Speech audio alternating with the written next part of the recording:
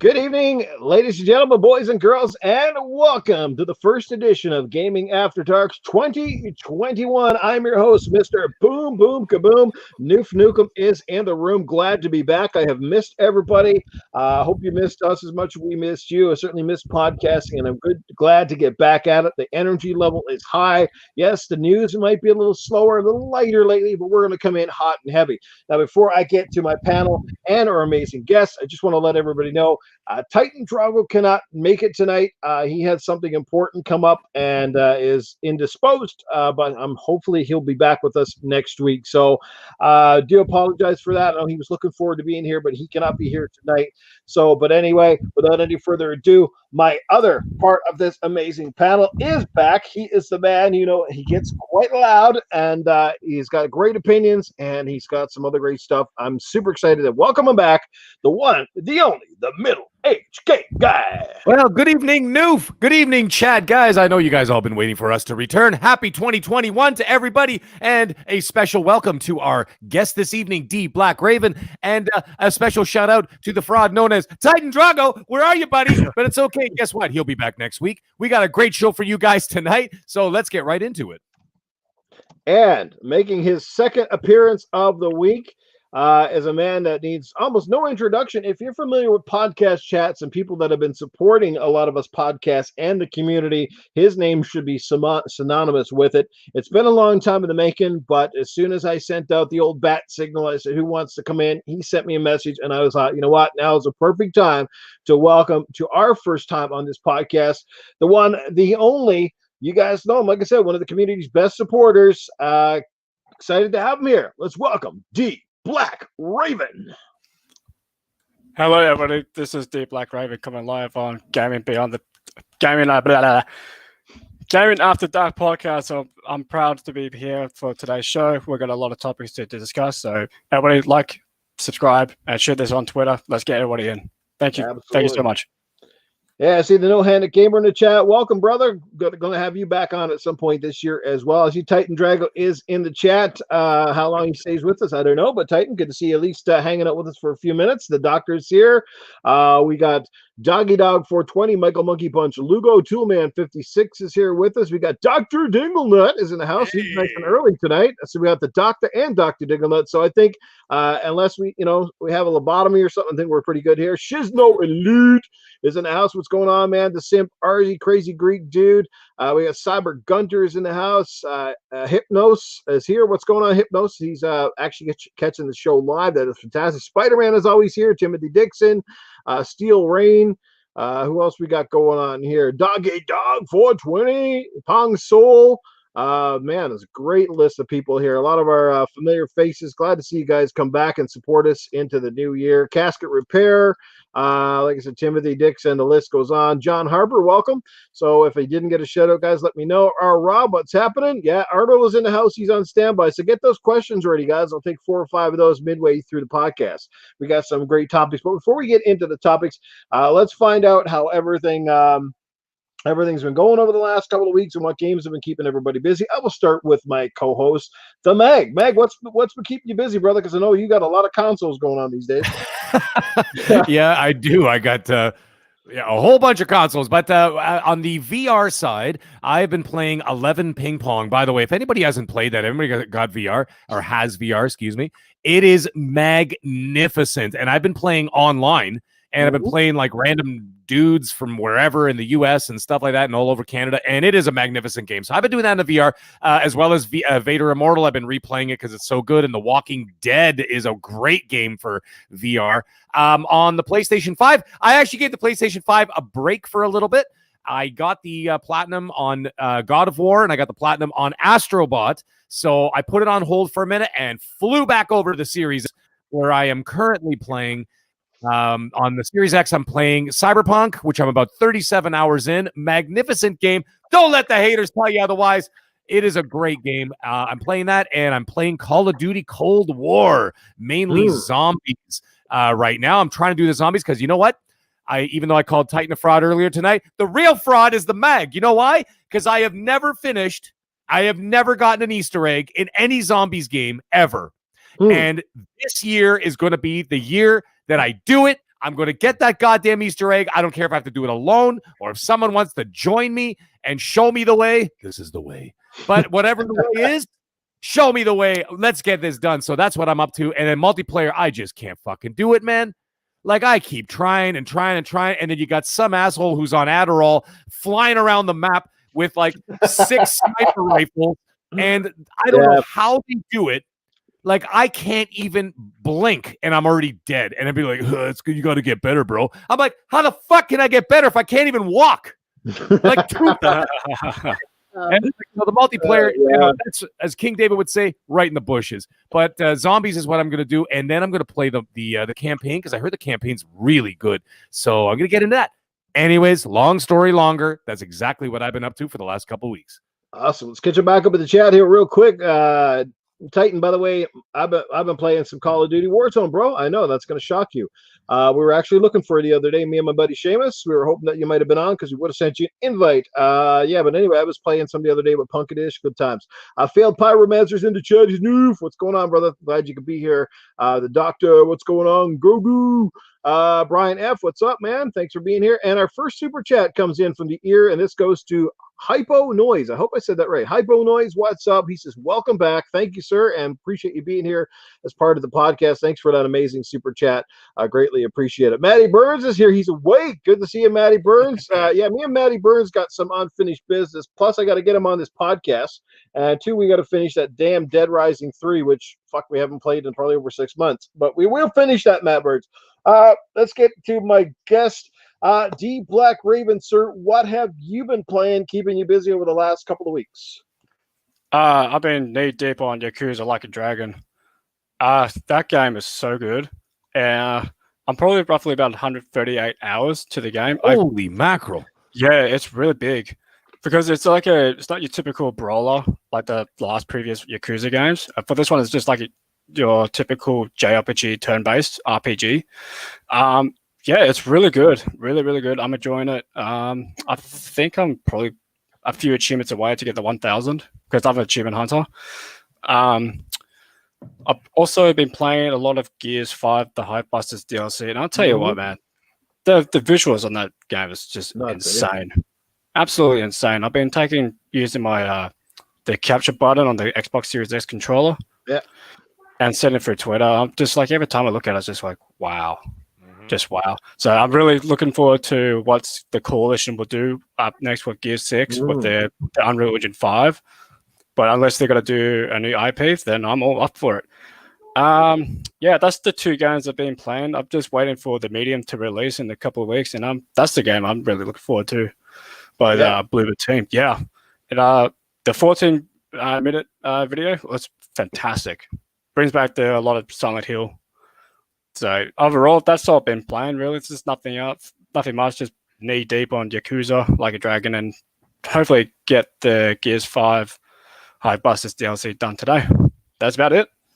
Well, the man's not kidding. Hypebusters definitely has to be one of the best looking games we've ever seen, and it's certainly one of the best new games that have come out early in the new system's launch for the Xbox, and even related to PlayStation. I mean, between that one and perhaps Dark Souls, might be 2 of the best shiny new coats of paint we've seen so far. Let's catch up with the chat again. Leonidas 1084 is here. Safe Space Invader, what's going on, brother? Psychonauts 8 is in the chat as well. Thanks for being here, guys. Again, appreciate the support. Share, like, subscribe, all that good stuff. As somebody said earlier, there should be about 3,000 people here. Well, you know what? I agree with you, but it ain't happening yet. Maybe we'll get there someday. Hey, we do have a 3, though. It's 35 watching. Appreciate every one of you. Terrence Tate is here. What is going on? Guys, for me, man, it's been a whirlwind of games. Like games coming out left, right, and center here, and people say there's no games. Well, I don't know what country or world you're living in, but there is tons of games. And if you own multiple consoles, well, then you should be playing something on something. You know what I'm saying? Like, my God, if you haven't got nothing to play, you're either playing too many games and beating too fast or something. But I've been playing Mortals Phoenix Rising, amazing game. I got to say, I got to eat crow on that one. I was kind of, when it first came out, I was kind of given a little bit of the gears on that one. And it's like, yeah, I don't know if I want to buy it and blah, blah, blah. But I got it for on sale, picked it up. Actually having a blast with that. Also, I'm playing Cyberpunk, which, like I said, has been running pretty damn smooth and looking pretty damn good on my Series X. And what else have I been playing? I'm trying to get back into Death Stranding. Yes, I know. I said Death Stranding, guys. Go figure. Wow. Yeah, it's an intriguing game, man. It's an intriguing fucking game.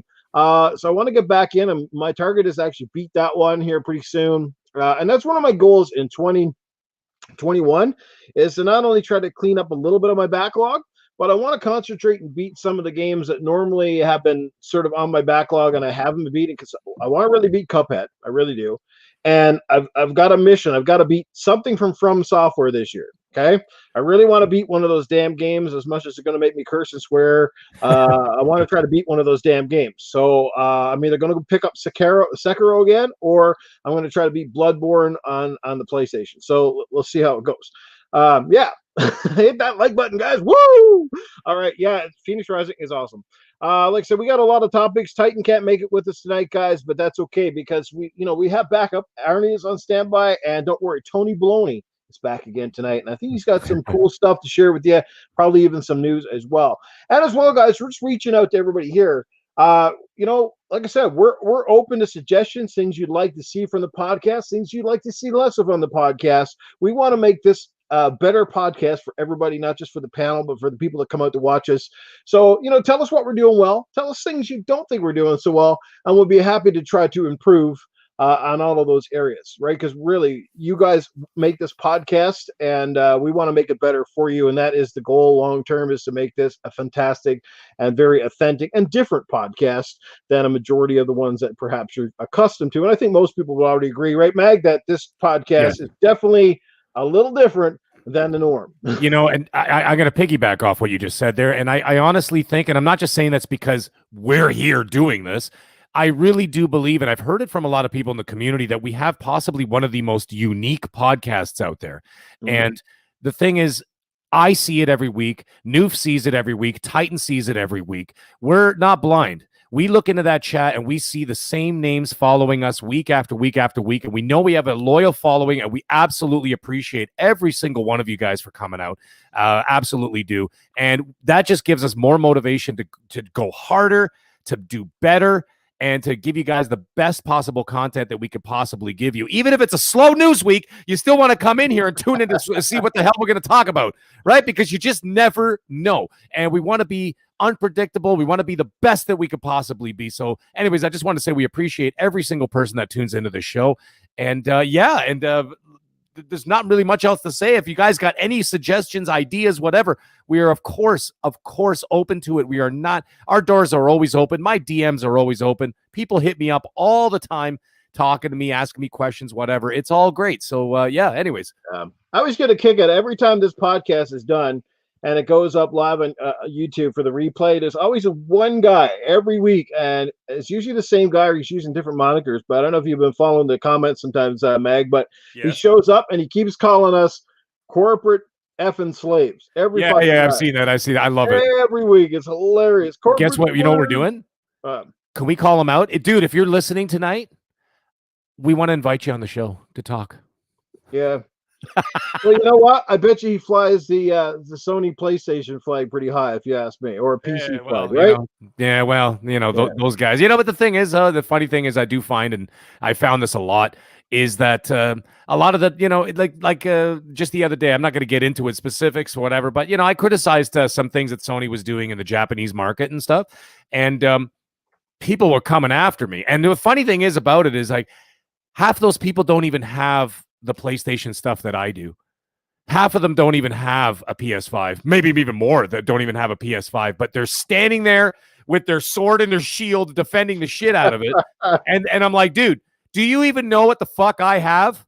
Have you even seen my catalog?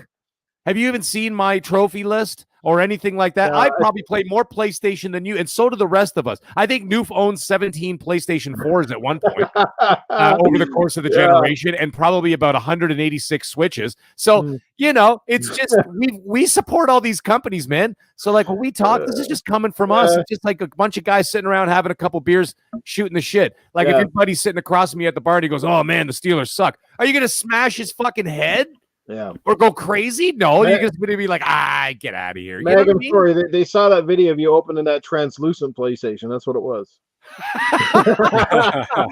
That was something. Yeah, I'm surprised I'm surprised I didn't get a lot of hate for that. But, a lot of people got a good laugh. But at the end of the day, guys, you got to smile, you got to laugh, man. Like, just take it easy. It's all good. Because at the end of the day, like, not many people own consoles, but if you do have a console, that's brilliant. That's what we all play games, and we'll talk about games. Exactly. It's all about the experience and what the feel, and we'll go through the stories and go through the gameplay.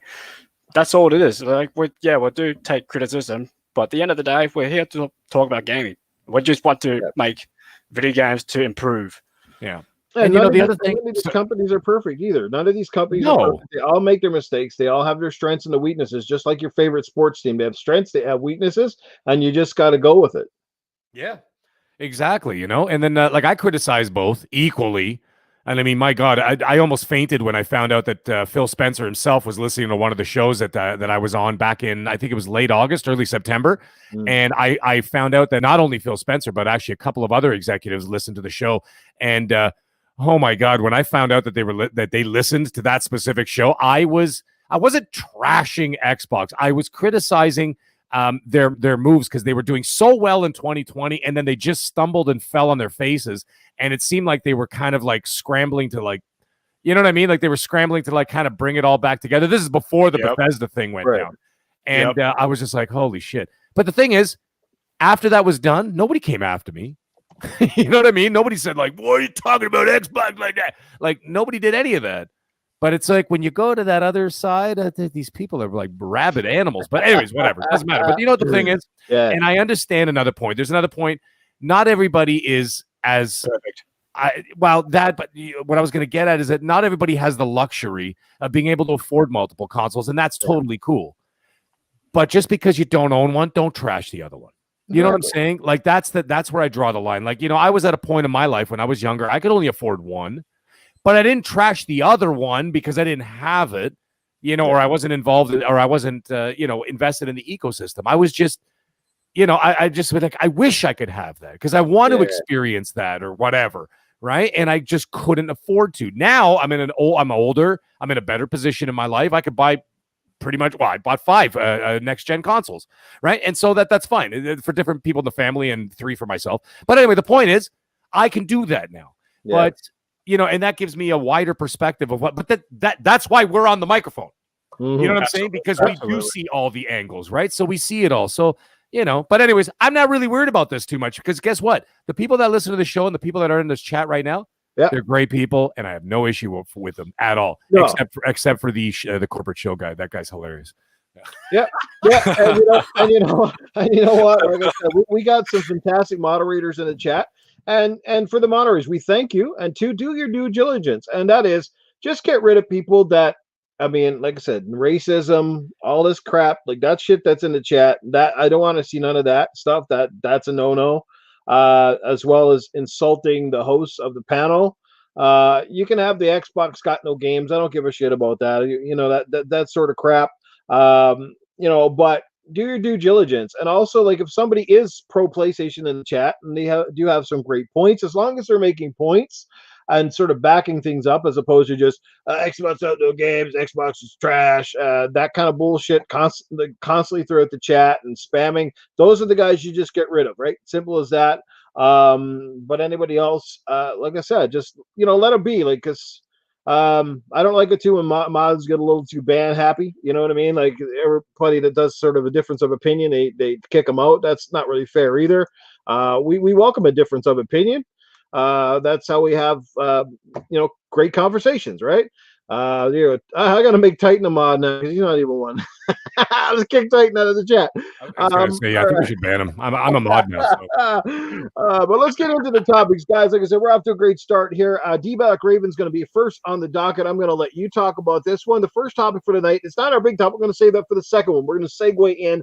It is Star Wars video games now live under the Lucasfilms game umbrella. So if you guys haven't heard, basically, Disney obviously owns Marvel. They own Star Wars. They own a lot of this stuff, and they have obviously they own the Lucasfilm banner, the rights and stuff, that everything that George Lucas and Lucasfilm have had sort of prior to now. We obviously know EA has a 10-year deal with Star Wars, the Star Wars franchise, or franchise games up until 2023. So it's soon going to expire.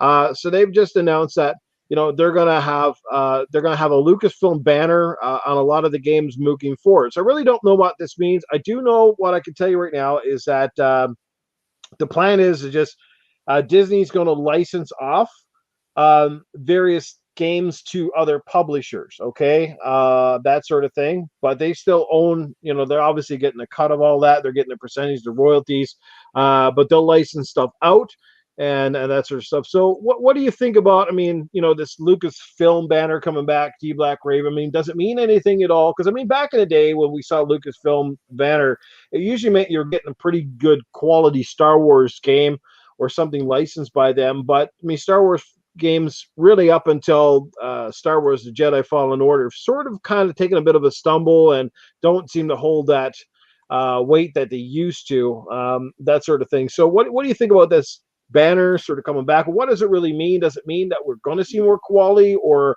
a little bit more restrictive of how the licensing get used? Yeah, this one caught me a bit of surprise and left field because I was not even expecting to see this sort of news appear on Twitter into my eyes. And the thing is like, I do think that this is a big deal for these licensing games. Because I think the last those sort of games has been like drifted away, and when you see Respawn's Star Wars Jedi Fallen Order, that was a big success for Respawn by getting high claims and this with its sales. I think this is a big deal. It is really a big deal because when you see like new licensed games, like you can see the Star Wars, Lego Star Wars, and we'll get to the topic later about Indiana Jones. That was also a big deal as well. So I'm actually really, really excited where this was going to head. And I think that EA has kind of been a little shady with its policies into the video games, like for Star Wars Battlefront 2. But I know the game has improved a lot. This is good news. And I'm actually pretty excited where this will lead, because when you see different publishers and developers, they start they got the technology, they got the backings, they can make a real good looking proper video game. So yeah, I'm excited where this leads, and hopefully I'm wishing all the best. That's all I got to say. Nice. Well said. Fast, quick, to the point. Gotta like it. Great opinion on that. Wow. Just before I get to Meg, we just had somebody drop $100 in the super chat. Atrocity Nights. Yeah, now I know why your name is Atrocity, because that's like atrocious in a good way. Happy New Year, Noob and panel. Let this be the beginning of a great new year of gaming. Well, we thank you, first of all, for any super chats, but $100, well, my God, man, people don't give that to strippers, let alone us old shitheads in a super chat. So thank you so much. Yes, I promise. If you toss another 100 in, I'll keep my clothes on. No, just kidding. Okay, I just dropped 150 yet. There we go. Everybody just tossing it. We're going to toss money so Noof doesn't take his clothes off. Yeah, that's great. Well, anyway, man, appreciate that. Appreciate the super chat. And best of New Year's to you, Atrocity Nights, and everybody that's here. So, middle-aged game guy, obviously, obviously of your age and stuff, you're definitely familiar with the whole somebody's creeping in the back door here. You're obviously familiar with Lucasfilm, kind of what that means. Hey, before we get to Mag, I knew the panel just got a little bit louder in here. What's up? Too much trash talk going around this chat, man. Take a break here. We knew we could call him out. If we kept calling him out, he'd show up. He just after he's thing in the chat, I guess he figured out most of the tests weren't great. A lot of F's in there. I can't make any joke without someone jumping down my back, man. They're like, "Oh, that's the teacher Titan Drago." Like, oh man, you guys. And then $100. $100. Damn, good Lord, that's a lot of money. I come to get my piece of that. Shout out to Atrocity Nights. Yes. Yeah, I don't see many of those, but appreciate it all the same. Like I said, thanks to the super chats and stuff, we will be doing more giveaways, largely due to your generosity. So that's good. If the community's giving in, we're going to give back. So that's the plan. Speaking of, just before I get to Meg, I'm also letting you guys know, if you didn't see it on Twitter, you can find Noof Nukem merchandise. I don't have Gaming After Dark just yet, but we're going to try to get that there. But you can buy Noof Nukem merchandise on Redbubble. Okay, it was obviously all my stuff was designed by the graphic god J-Dub. So if you're a fan of me or fan of my work, if you buy a piece of Noof Nukem merchandise, don't worry, I don't see any bit of the profits from Redbubble at all. To me, it's just flattering to see someone that thinks enough about what you do that they would buy something with your logo on it. I think it's really cool. I know Stinking Corpse was the first person that I ever knew that bought a Noof Nukem. I think he bought like a couple of things. So what I'm doing is, if you buy a Noof Nukem merchandise from Redbubble between here and the end of March, I'm going to enter everybody that can show me a picture of the merch that you bought. I'm going to enter you into a draw for a free video game. Okay, simple as that. And I don't expect there's going to be 100 people, so the odds of winning are probably quite high. So if you do happen to pick it up, great. Like I said, I think it's really cool. And like I said, we'll give back if you're able to do that. And if not, that's cool too. I'm still going to be doing some real big draws coming up here real soon for all of the loyal supporters that are in the chat and coming out every week. But anyway, let's get over to Meg. Meg, what does this film thing mean to you? I mean, what does that name mean to you? Do you think it changes how deals are going to be made on Star Wars, Indiana Jones, various Lucasfilm properties moving forward? Yeah, you know what? This move actually created more questions than answers for me. I was just like, okay, so what does this mean? What's going to happen? What's going to, where's this going? Is this a legal thing? Like I'm starting to think that maybe this was just a legal move to maybe protect their product, right? Because I mean, let's face it, at the end of the day, Lucasfilm is owned by Disney now. Okay. And Disney is the king of lawyers, right? So, you can't even breathe Mickey Mouse before a lawyer's knocking on the door going, oh yeah, you owe us $5. So, you know what I mean? Like, I don't know what they're up to with this. I think it's got everything to do with being able to control. I think it's going to be quality control going forward. And I think that it has more to do with that than anything else. I don't think they're going to be releasing games on their own. They're going to be, I think, executive producing and publishing or co-publishing, right? Games, or at least have the licensing rights to distribute and have creative input. That's what I think they're doing. Now, the reason why I'm saying this is because Star Wars under Kathleen Kennedy has been faltering. Let's face it. Like, 7, 8, and 9. 7, I loved 7. 8, and then 9 was actually good. I thought it was interesting fan service, whatever. But it was a good movie. I enjoyed it. And then The Mandalorian came along. But you know why? Because you had Dave Filoni, because now what they're doing is I think they're starting to pull the creative ropes away from Kathleen Kennedy a little bit with those decision making. I think there's a lot going on behind the scenes that we don't know about. So what's happening is right now, we got Jon Favreau, Dave Filoni, and from what I hear, Kevin Feige, of course, of Marvel fame, right? Apparently he's involved now in the Star Wars situation, and he's actually writing the roadmap going forward. So I think that this is all tied into the gaming. If someone's saying, well, what the hell is that got to do with gaming? I think that it all has to do with, excuse me, it all has to do with the creative freedoms moving forward, or the creative narratives of the stories going forward, and protecting their property. In that case, what they're going to say is they're going to have Kevin Feige will have a lot more hands-on with quality control of whatever Star Wars video games are going to be coming out in the future. For example, look at last year. Okay, when we had Jedi Fallen Order, magnificent game. Hated the map. I don't know who designed that map. Yeah. I fired it part 2. Yeah, I can agree on that. Yeah. So whatever. Anyways, besides the map, it was a fantastic game. Okay, so now that they're working on something positive. Now you mirror this with what I was saying about the Mandalorian. You come off of episode 9, or at least that sequel trilogy, people are kind of wishy-washy about it. Then the Mandalorian comes out and absolutely crushes everybody's balls. And it just, now they're like, okay, we got a good start. Let's stay positive and move forward. So now I think they did the same. They're going to do the same thing with the video game situation. Now you've got, obviously Jedi Fallen Order. They're eventually going to do a sequel. And then, which we'll talk about a little bit later, I'm sure, is, they got the Indiana Jones situation. But again, it raises more questions than answers. Why is Lucasfilm being brought back? Like, what are they doing? Is it maybe an eventuality that all of those Star Wars licensed games will be released under their umbrella? We have no answers. At least I don't have any answers. Does anybody in this panel know? Like, I really don't know what's going on. I don't think anybody, because they never really very clear. And I've looked into this extensively today while homeschooling my kids.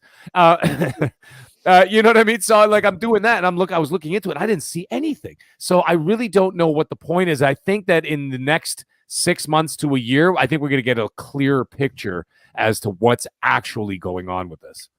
Yeah. I tweeted about this, saying that this is like the biggest news of late, and I think it's actually bigger than we're all initially thinking. Even this has the potential to be huge.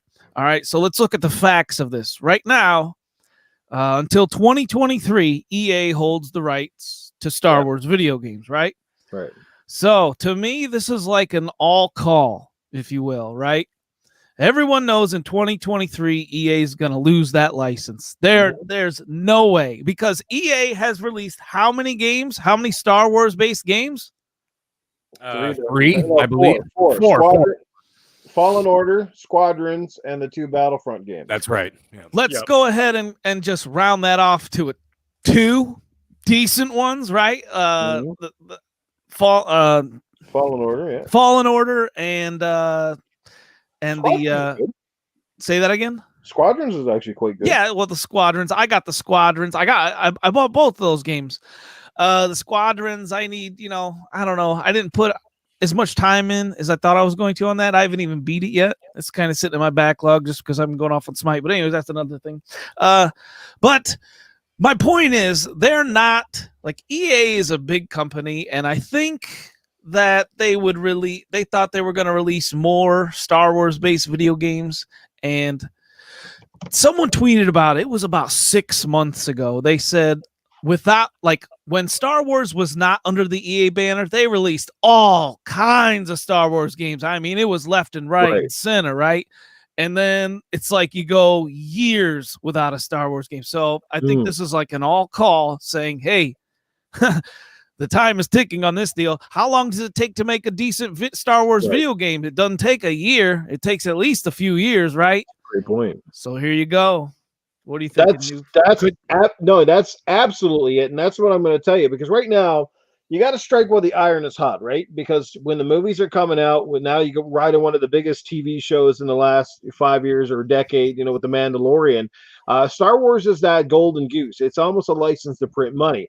And, we all know that right now with the current generation, the current ecosystem, the way things are, it takes a long time to make a great video game. So I think what they're doing is, one, by having Lucasfilm sort of as oversight, it's not just a banner or moniker. I think what it is, it's like a quality control kind of deal.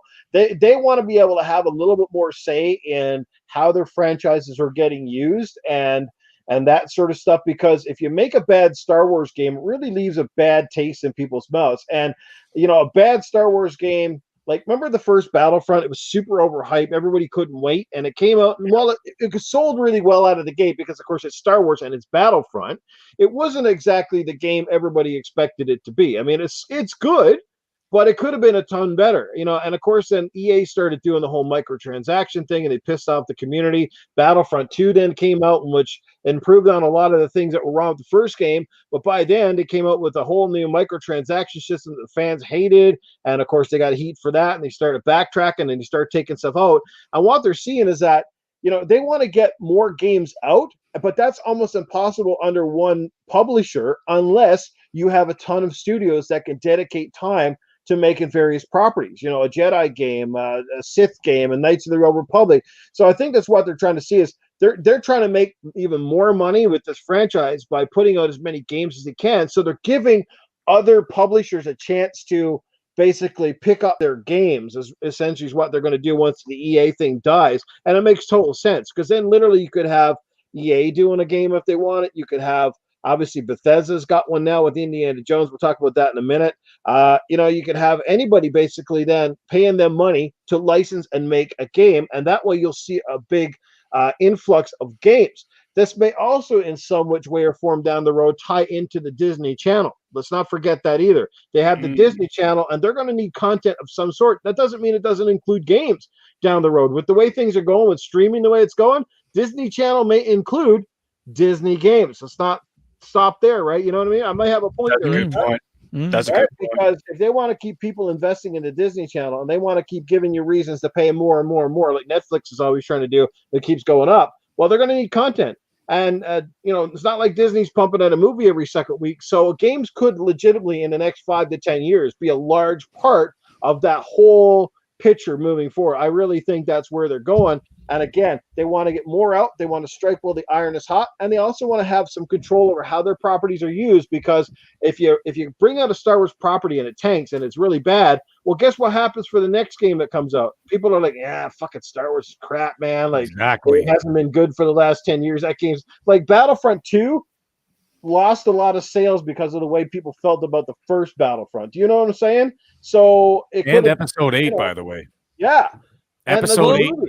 Right? I had left a bad taste in people's mouth. It's all intertwined.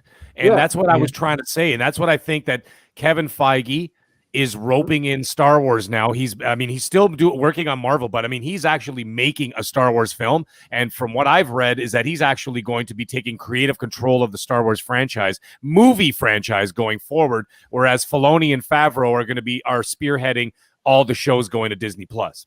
So this ties into the game situation, just like you said. Sorry, I didn't mean to cut you off, brother. No, go ahead, man. Take it over. Oh, no, that's all I was going to say is that basically it's all intertwined. Yeah. You release a bad game, it reflects on the films and the shows. You release a bad show or film, it's going to reflect on people's want for the game. Because if this, just like you said, because if like a Star Wars movie or show sucks and a game comes out, even the game is like good, people are just going to be like, and it's not us, it's the casuals.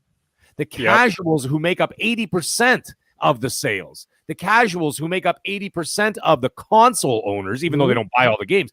But if they kind of get the general vibe that it's only, Star Wars is dead now or whatever, it's not doing well, they're not going to pick up the game. So this is all intertwined. It's all about the money. It's all about creative control. That's what I see. Well, there's a couple. Yeah, well, there's a couple more things I want to hit on this, and the first one is going to be, I'm reading this article right now, and it says, I like this sentence right here. It says, Lucasfilm's legacy in gaming stretches back decades.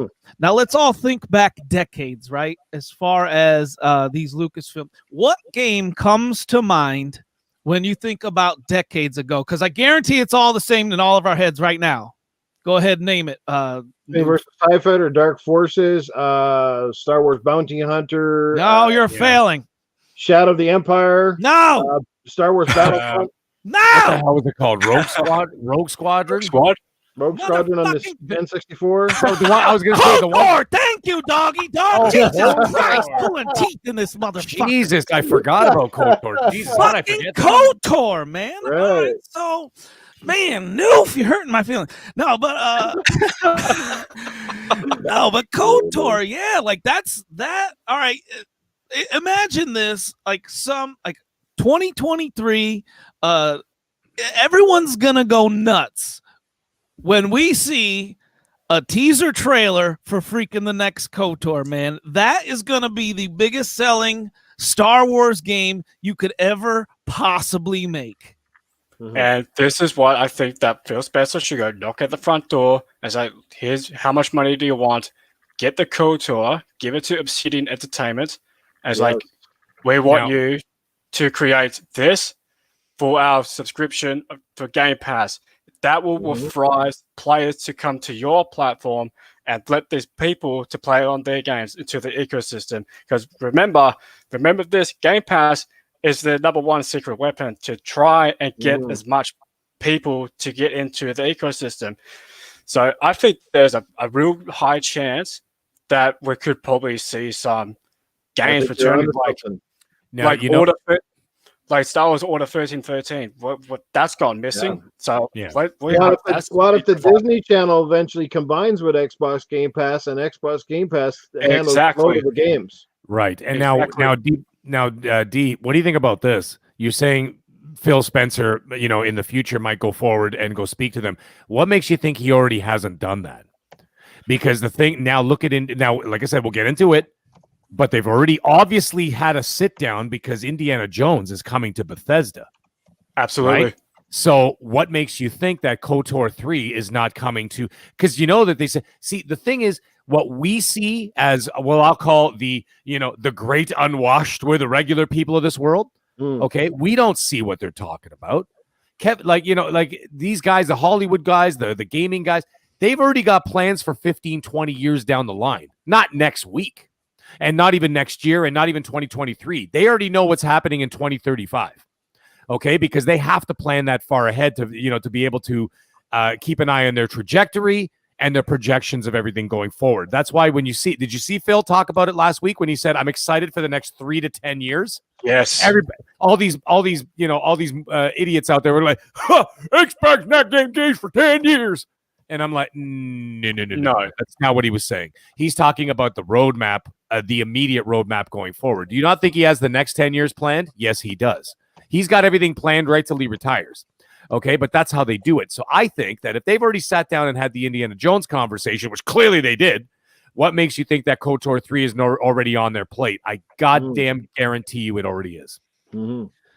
Well, and let's not forget, like you, D Black, you mentioned the Star Wars 1313. Now, let's not forget, those assets still exist, right? Let's not forget about that, because I'm looking at that Star Wars 1313 as more of a shelved product for now, right? Yep. There's still a lot that they could do with that. They could, rethink what they want, rethink their pitch maybe, or hey, instead of pitching it to EA, which failed because it got shut down, right? Then they pitch it to, this new Lucasfilm and see what happens there. I mean, there's a lot of potential to be had right there. And my second thing, let's also not forget about the EA. Remember, like, let's look at the history like EA has had with this, like their rough go just holding this license, right? Like all the canceled projects, the loot box, they call it a loot box bonfire. And which started the Battlefront 2 community, and they managed to create what was literally the most downvoted Reddit comment of all time. These are things that happen. This is how they've handled this license. So there's no way that EA is going to maintain this thing. And I'm telling, and they even said something like they wanted there to be a, essentially them to flood the market with as many different ideas as possible, kind of thing. No, actually, I heard a rumor about that. And I know there's a lot of truth to it, but there was a rumor circulating through, I don't know, people that say they're industry insiders. We know how that goes, but that apparently, like, Disney legitimately sent EA kind of like an ultimatum after Battlefront 2 and how like it was underperforming and stuff like that. Like basically tell them, you guys are wasting our license. Yes. More or less get your shit in order, get this thing back on track, and thank God Star Wars Jedi Fallen Order came out and was done relatively well. I mean, thanks to the great people at Respawn who are very talented. That was a bit of a saving grace, sort of a kick in the pants for them.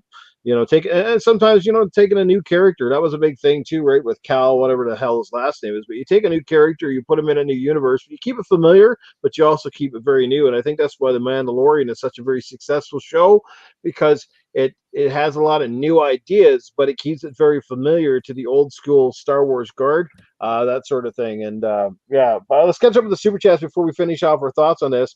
The Doctor dropping $5. He says your favorite Star Wars character panel. So let's go around the room. Let's find out. DBlackRaven, who's your favorite Star Wars character?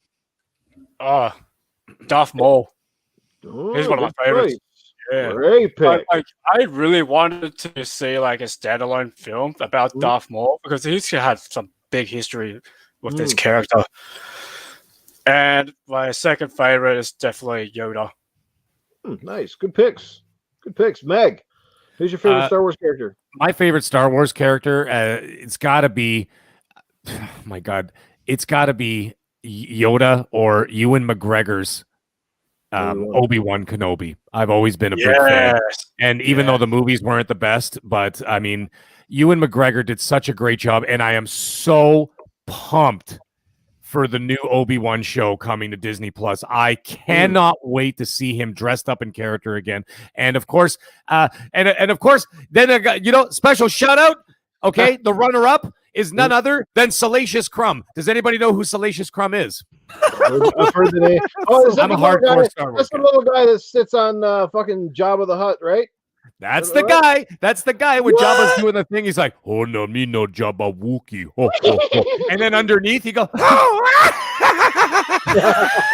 "Yeah, I picked up one of those at Star Wars Land, man. I was going to, and it was $35 fucking US. I was like, later, bitch, because I was just there. I was there in March, right before the pandemic hit. I went to Star Wars Galaxy's Edge. I did the Millennium Falcon ride and everything. Yeah. It was fucking incredible. What did you do? I went on it like 3 times.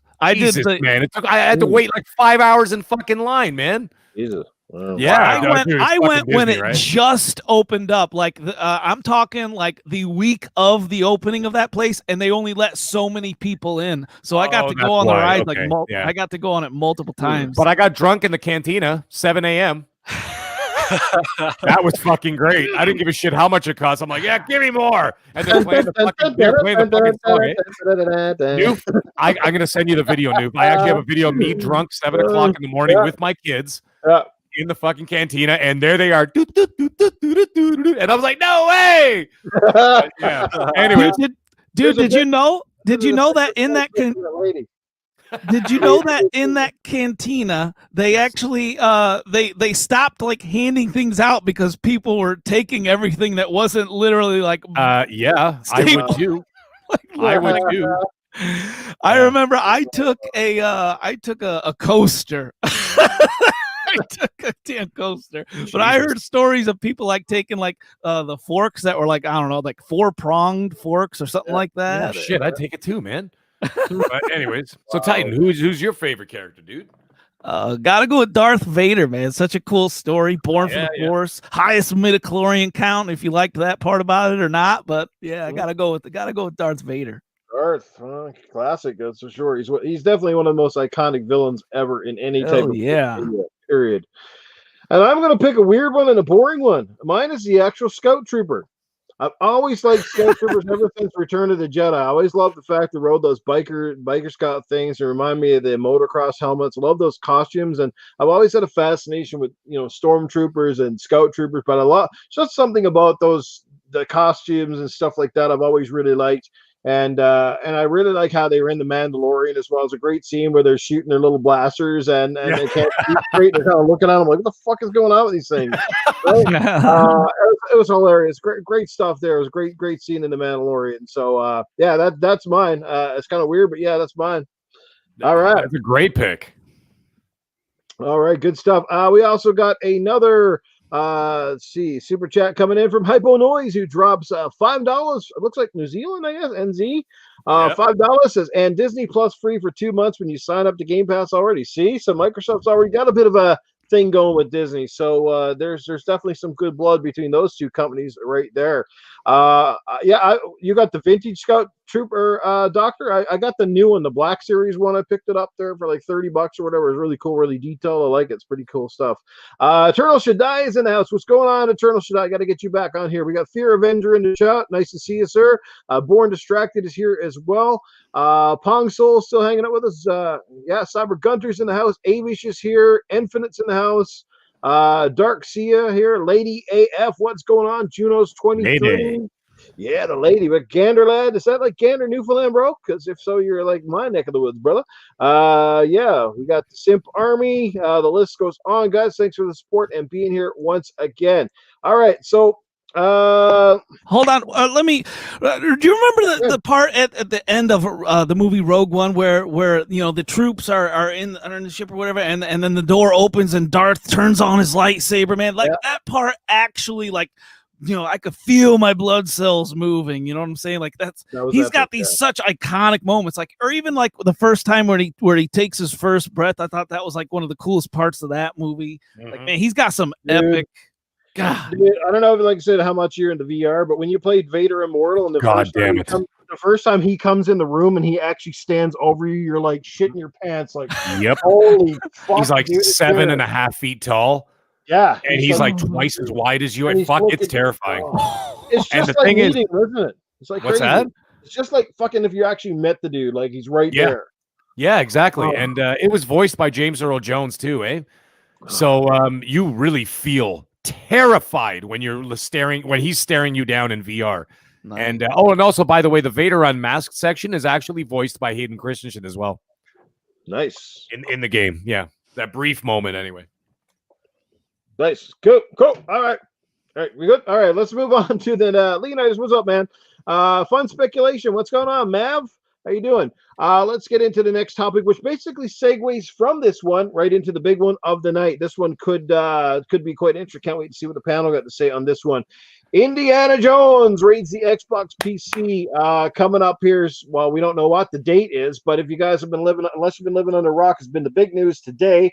Teaser came up from Bethesda showing this little trailer that kind of scrolled from right to the left, and it showed a table.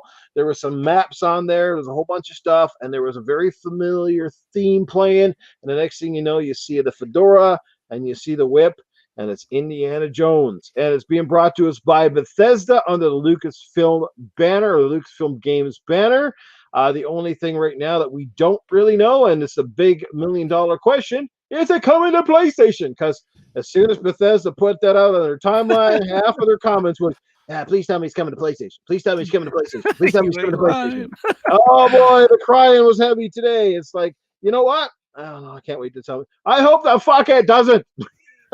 I agree.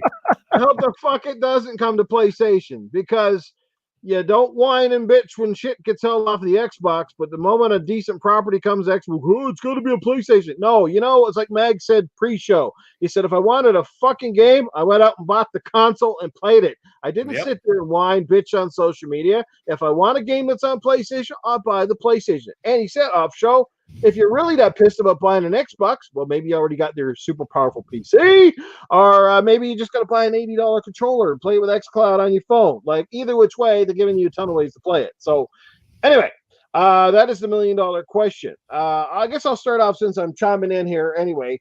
It is kind of big news. It kind of came out of nowhere. I don't think anybody expected this news to drop. We all knew Machine Games were obviously heavily at work on something. Most likely, we were all thinking they were making another Wolfenstein game, because their other Wolfenstein games were absolutely amazing. Graphically, they're some of the best looking games on any console, period. So these guys know how to push the envelope graphically.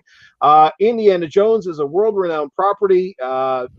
We haven't really seen any Indiana Jones games for so long time. I think the last one actually came out during the Nintendo Wii days, and the Xbox and PS2. I don't think we had anything on the Xbox 360 or PS3 outside of the Lego ones. So that's quite interesting. So I'm excited to see, obviously, Indiana Jones come back. We also don't know, is it going to have Harrison Ford? Is it going to use his likeness or his voice? Which in all likelihood, I'm thinking they probably will use him, but we don't really know. So, it's big. If it is exclusive to Xbox and PC, it's huge news regardless. Even if it comes to all the system, it's still big. It's still great for gamers.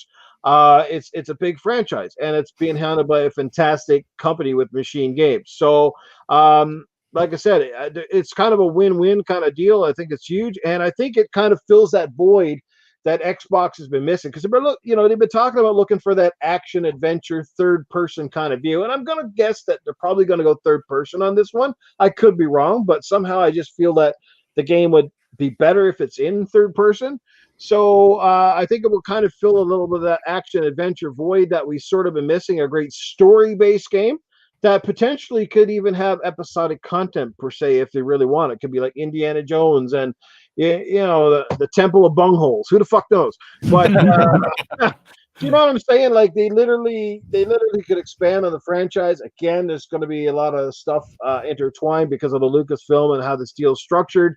We don't know, if all this stuff was kind of being signed and before Xbox kind of announced this, Bethesda announced it. So we don't know, like I said, if it will be a multi-plat. They haven't specified and haven't said anything yet. I'm sure eventually they will. Like I said, they're going to get 100 million people asking, is it coming to PlayStation all the time? So that's guaranteed. So, but yeah, like Pure Flack Monkey in the chat, what's going on? He says, I see Tomb Raider and Turret type of game. Absolutely.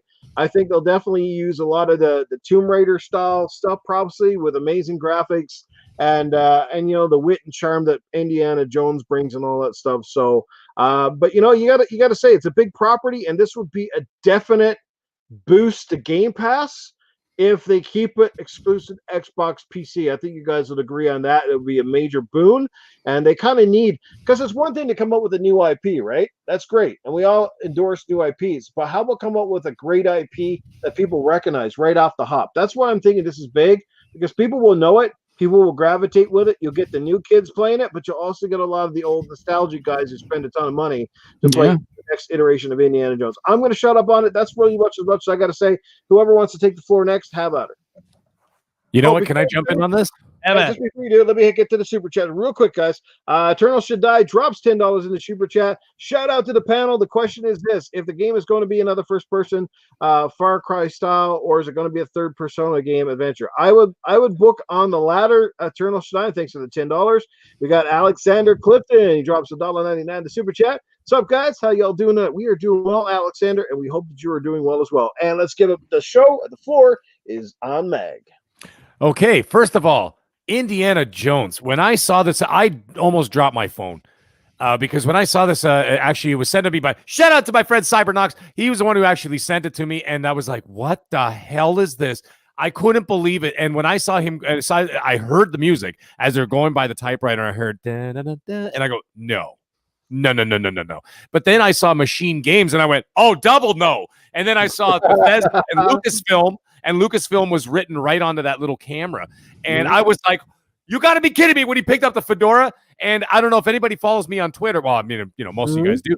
Follow me on Twitter. You saw that actually about a month ago, I got that piece of art that I ordered from London. And it's a 1935 style painting of course, Willie Scott from the Temple of Doom.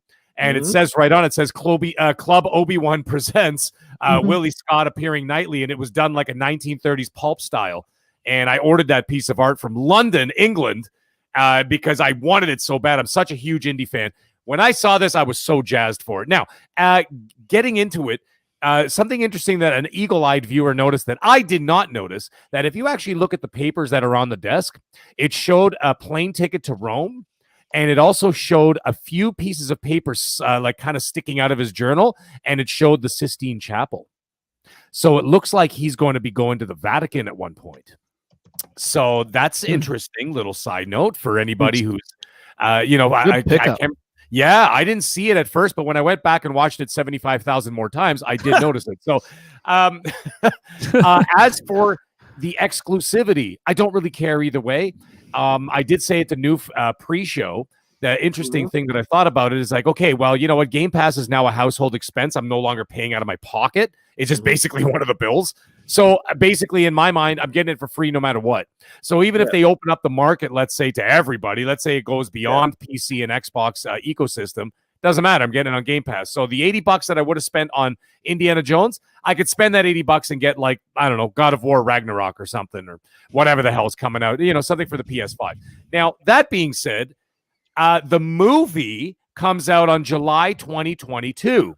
Now, we also know that Bethesda doesn't like to announce games long before they come out. They like to do it within a 1.5 to 2 year window. They don't like doing this 5 year down the road kind of shit, right? And Todd Howard has openly said that many times. He goes, I do not like announcing games until they're a lot closer to the finished product than people think.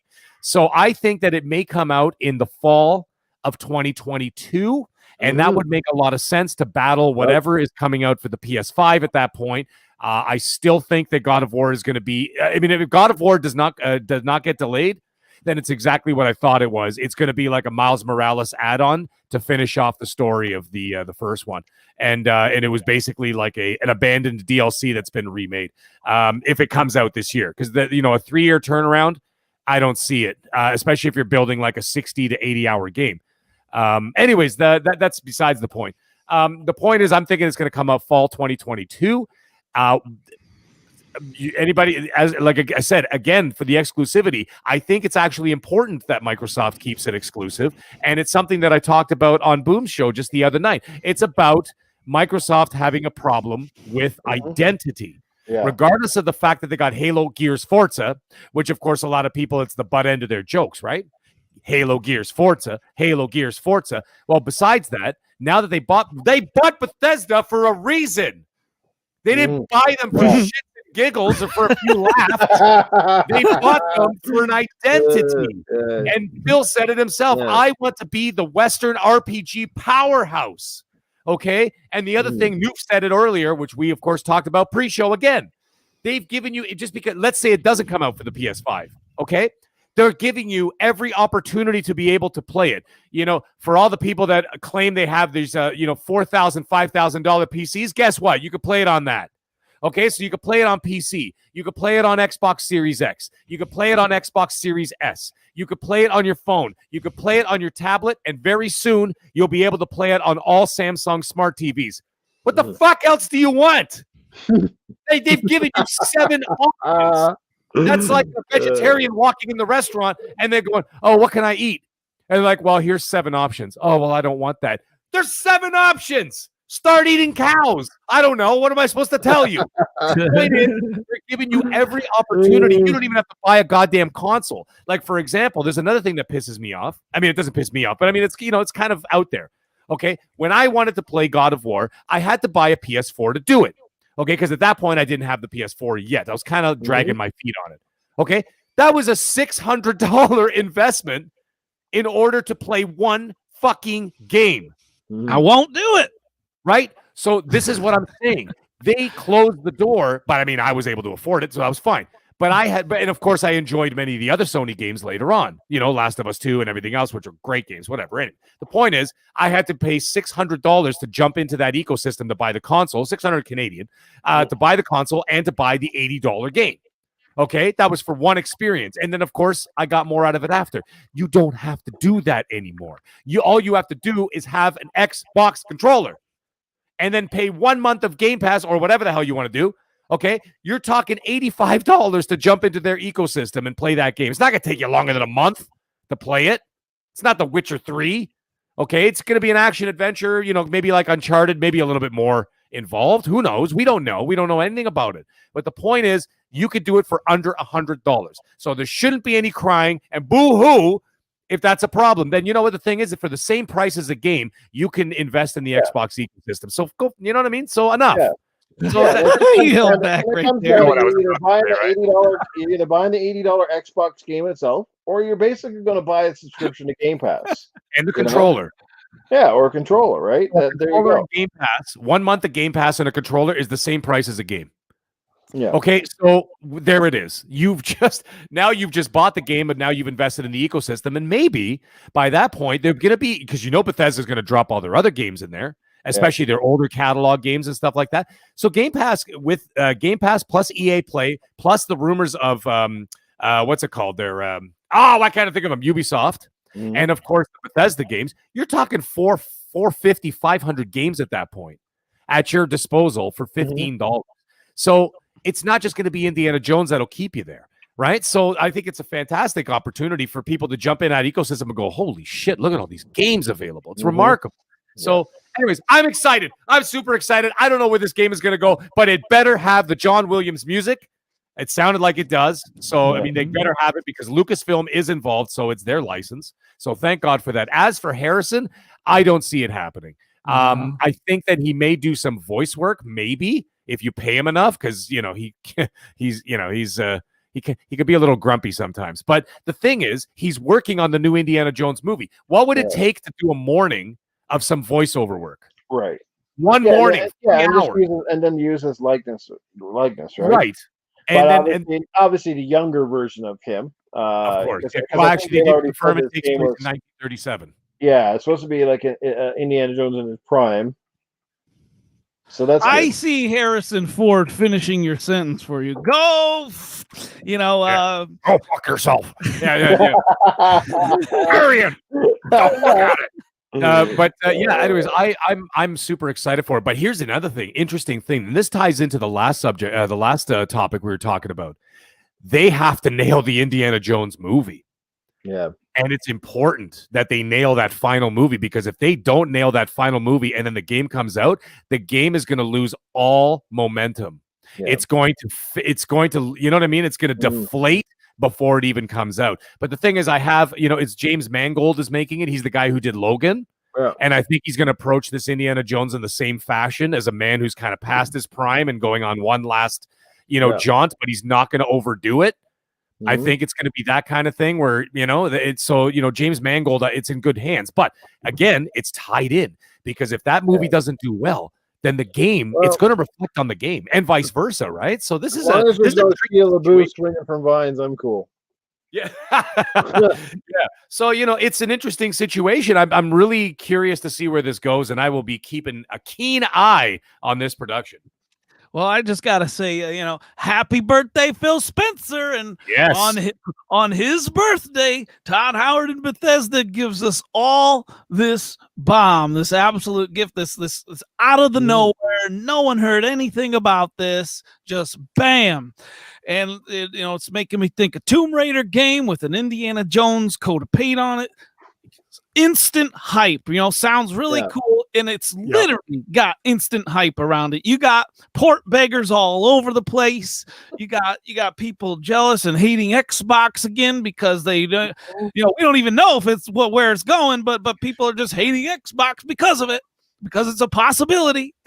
And then you know what? When a game comes out and it's got this big name behind it, you lock it down automatically. You don't, as soon as this Bethesda deal gets done, Phil Spencer comes out and say, you know what, on my birthday, I'm going to give all you Xbox fans and all you Game Pass subscribers, here you go. Here's the gift to you. And it's just for, that you have to lock it down. You can't let this go to any other places.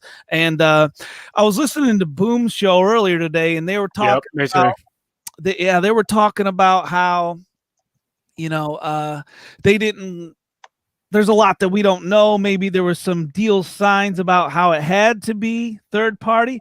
I don't know of any deals personally that you sign where, hey, this has to be third party. You make a deal with someone for exclusivity, not saying it can be on theirs, but it's got to be on ours as well. Those deals don't exist. Like, I literally heard that, and I immediately thought, this is what I immediately thought. So go ahead. No, I was going to pick it back on what you said as well. But don't forget that Phil Spencer said we're going to release these games case by case. Right. So I do think, but this is $1 million question. But I heard the finalized for the Bethesda and ZeniMax offer is probably close to the end of February. And by the time that closes, then we should finally find out what's the roadmap, what's going, what's staying, or what's going to be a multi-plat. But I have to agree with Titan Drago. They have to lock this game Indiana Jones exclusive. I'm sorry, you can't spend $7.8 billion and you're going to give it to another company for PlayStation, Nintendo. This is Game Pass we're talking about. This is the weapon. This is how they're going to try to attract to the players. As the weapon. Again, if you want to play our games, you got a console, you got a PC, you got a mobile or tablet. Come to us. We'll look after you. We'll provide you the games as you needed. But the thing is, they have to keep this exclusive, because that is, if they do, that's insulting to the Xbox fans, in my opinion. I couldn't possibly see them not locking this down. This is an automatic lock, in my opinion. You don't even, in Indiana Jones, the name's been out there forever. Everyone knows it. You got to lock it down 100%.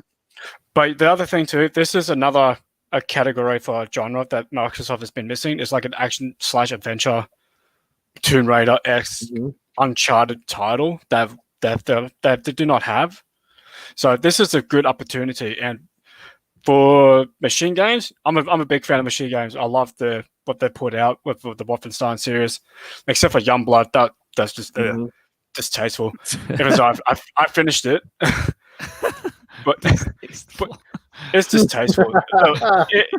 It was insulting. But jokes aside. But no, I'm excited where Machine Games is going to do with this IP, because when they're coming down with the first-person shooter, now they're going to, I'm assuming we can agree it's a third-person action/adventure title. Right. Yeah, so this is a big risk they're doing, and I like people taking risks, and we'll take this. Like, when you look at the Guerrilla Games, they've done the Resistance, and they've gone through Horizon Zero West, and they succeeded it, and I was like, you know what? If they can do it, then they can do it. So I'm really excited, really excited. Yeah, Spider-Man says Bethesda sucks now. People says Sony. Right? Bethesda sucks. Indiana Jones is washed up and should retire, and nobody wants to play the little arcade shit. Like I can see the headlines now. There's going to be some bullshit if this gets announced that it will be exclusive to Xbox PC ecosystem. It's going to get so much hate as it always does. But you know what? Like I said, Sony had no problems throwing money at every property to keep content off of Xbox, and like I said, obviously knew how big Spider-Man would be in their fucking camp. So yeah, I know Indiana Jones is not Spider-Man. I get that. But Indiana Jones is still very recognizable worldwide and by movie and game people alike, and it would be, like I said, like Titan said, it's if you get this, it's like a lock. It's just a huge game that fills a lot of voids for the Xbox platform, and I definitely can see a massive boost into the ecosystem of Xbox PC through Game Pass and such if they do lock it down. Even if it's exclusive, a timed exclusive. I still think they stand to win over a lot of people with having a recognizable IP like that. I just want to take a second and just let's all look at these games coming out. Avowed, freaking. Then you got this. Like there are so many great. Fable, there are so many crazy top tier games coming out, and this Xbox has no games. Apparently Xbox has no games unless it's a game that PlayStation extremists want. Because we're seeing a lot of it lately. We're still seeing that Xbox has no games mantra out there, but we're sure seeing a lot of port begging as well to go along with it. Yep, and shout out to Red Raven 96. I agree with you too about the KOTOR. I just said this earlier on the show. Since that Microsoft can go provide new licensings, they could definitely get KOTOR. It doesn't have to be Obsidian. It could be another developer. It could be from, let's just say, okay, let's just give it to Compulsion Games, or let's give it to Playground Games. They do that. And absolutely, they all work together too. Absolutely.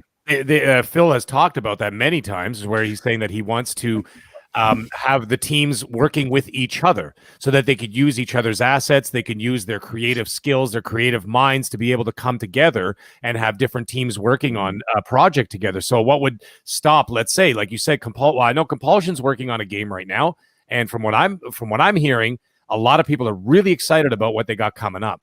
And it's going to be that BioShock/Uncharted game that they said that's what they said it's going to be like, and that excites me. But anyways, the point is, let's say Compulsion, the next game they work on is a KOTOR 3. You can have the members from Obsidian who are still working on Avowed, let's say putting the finishing touches. You can have 60% working on the finishing touches, and then have another 40% jump over there and help them with KOTOR 3. You never know, right? You never know.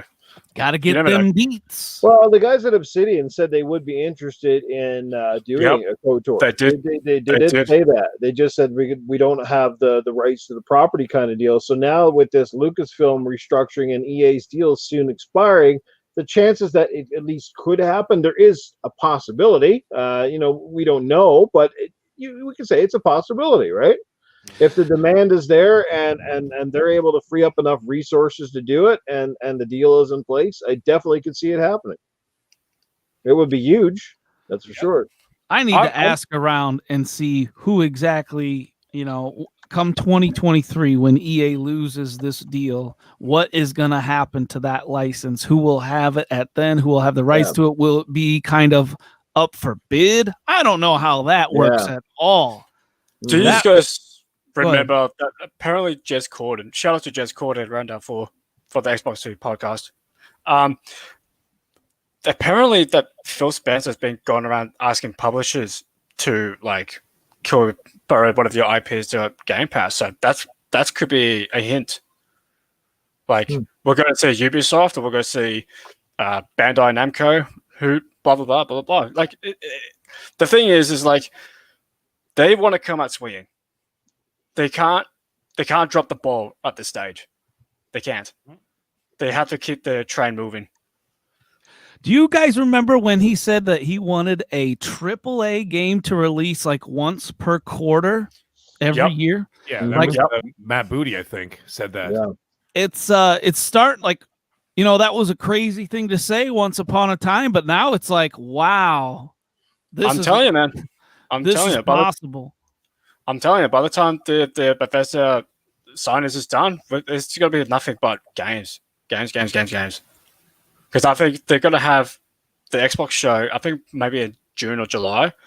And then when you look at it, you still got Halo Infinite, you got Psychonauts 2, and including the third-party titles like Stalker, which I'm so hyped. I'm hyped for that. And and then, like you said, you got Avowed, you got Grounded, you got Perfect Dark from Initiative. Anything is possible. They can do whatever they want to do. We all know, guys, that droughts are caused by lack of water. Well, guess what? The Xbox dam is about to break, and a flood is coming. Let me tell you. Yes, indeed. Let's catch up with the chat real quick. Iceman, what's going on, my buddy? Iceman's in the chat. My God, did he ever destroy a lot of us in Gears on the weekend? Holy Toledo. And, man, does not pay to play with you guys from the UK. God damn it, my ping was so fucking high. Holy shit. Holy fuck.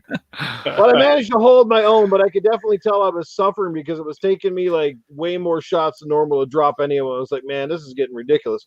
But anyway, still a ton of fun. It was fun playing Wreckfest too, watching your cars fucking jerking back and forth as if somehow they're hitting an invisible barrier, fucking a wind. It was I'm in a wind tunnel. Car just went backwards, go forward again.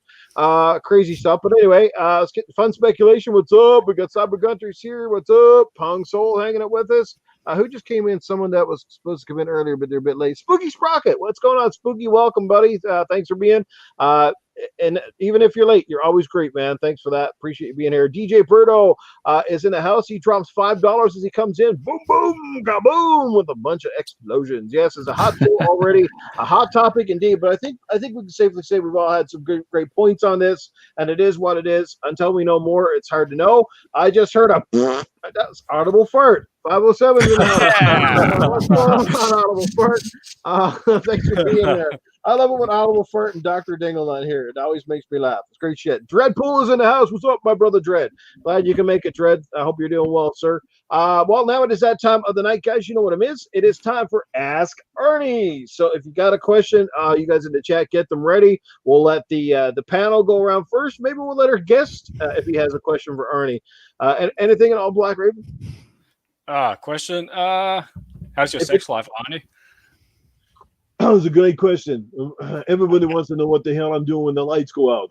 Well, I'm using the theater. What I'm trying to do is practice my English. Okay, but outside of that, my sex life is great. That's usually it's awesome when I'm over at the maid's house. Keep that under wraps. We don't want that getting out there, but it's really good. Like I said, you turn out the lights, it's all great. You guys know me that I have a bunch of donkeys. So I don't call it doggy style. I call it the donkey style because when she makes me laugh, I go, hee-haw, hee-haw, hee-haw. All right, any more questions? Arnie, it's Phil Spencer's birthday. So what do you have to say to Phil on his birthday? I just wanted to say to you, Phil, You are a shining light and a beacon of hope in the Xbox community. It's been a long, dark, tumultuous tunnel. That was a goddamn mouthful for me to say, but holy shit. But Phil, you're kicking ass. You're taking names. We have faith in you, Phil. I know a lot of people out there calling you Xbox and nut huggers and all that crap, but we're confident that your nuts are going to drop real soon. And they're going to make this gaming great. If you got an Xbox, you're in for great times. Phil's in charge. He knows what the hell he's doing. He just wants to make sure that as many people get to play games everywhere on the Xbox platform. I love it. I can play games anywhere. I plan to take my phone out with me when I'm making movie shoots and playing all those great titles. Arnie, now that Indiana Jones is making a resurgence, who would win in a battle, you or Indiana Jones? Well, come on. Have you seen that guy lately? I mean, the only guy who's wrinkled up more than my scrotum is fucking Harrison Ford. I mean, heck, he even got killed in the last Star Wars film. He didn't do shit. He just stood on the platform and his son just poked him in the stomach with a lightsaber, and that was it. He died. And then we got the other sit there, and all you got to watch was Chewie. So going,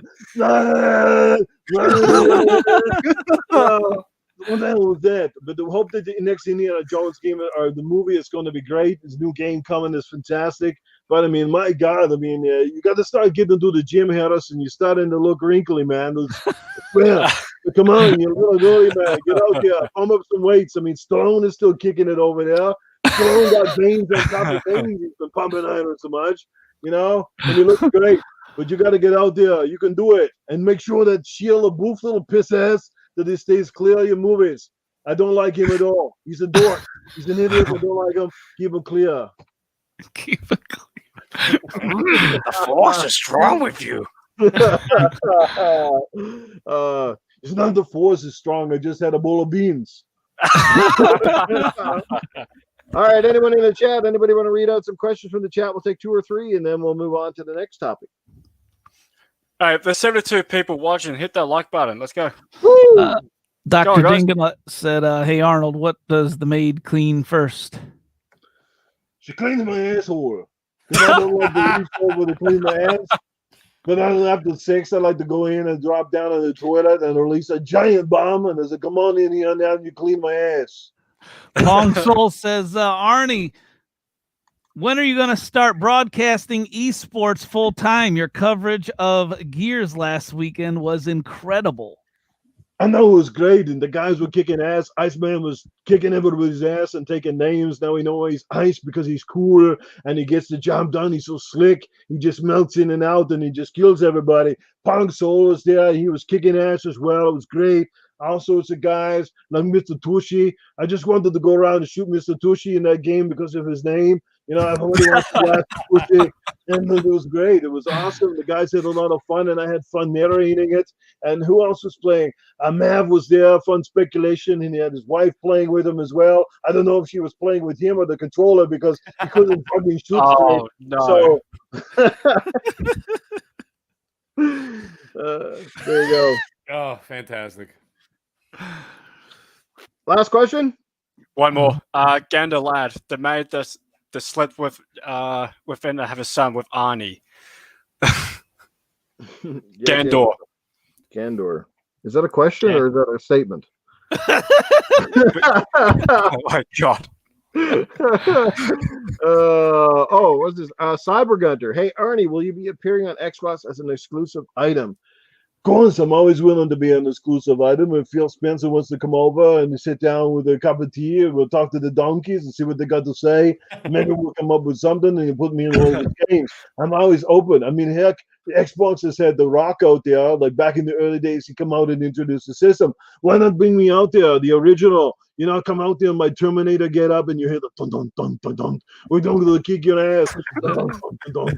We're going to do it fast. Dun, dun, dun, dun, dun. We're going to make it last. Dun, dun, dun, dun, dun. You know what I mean? Let's do it. Come on, get the paper out, you cheap bastard. Sign the documents. I'm here waiting. I'm not going to be around here forever. And then we're going to have to wait for Nuke Nukem to try to do a terrible impression of me. So let's do it. Let's go. Oh man. All right, guys, great stuff. Arnold is back in fine form in 2021. Oh, look, Caitlin is in the chat. How you doing, Caitlin? That's funny. That was great shit on the weekend, man. All righty, let's get over to our next topic of the evening. We still got a few more. Let's hit along here, boys. Let me make sure I'm in the right fucking topic thing here. Well, this one, CD Projekt Red. I know everybody's probably getting tired of talking about obviously Cyberpunk and shit, but this one was interesting because this one comes from apparently the Polish government, who have now threatened to hand out fines in the regards of garnishing wages at 10% if they don't get this game patched properly and running, I guess, sort of up to expectations. So that's quite interesting. I've never seen this in video game history before, where basically not only has it been getting slammed left, right, and center by everybody, but now even the government is stepping in on this kind of stuff. So like under a Customer Competition and Consumer Protection Act or some crap. So I don't know. I think this is kind of excessive personally. Like, this is almost meddling, and I don't know what the hell that they got to do with video games and stuff, but I'll let you guys go. Anybody who wants to take this one, have at it. I just think personally, I think it's uncalled for. I have trust in CD Projekt Red that they're doing the best they can, trying to patch as fast as they can. The game's out. There's no making excuses for it at this point, but they are working hard. The game has come a fairly long way just in a few patches alone. So, I think that's a bit excessive. So what do you guys think about that? Yeah, man, this sounds harsh, bro. Like, this is one of the best video game developers in the world we're talking about, and they want their product to be as good as it can be.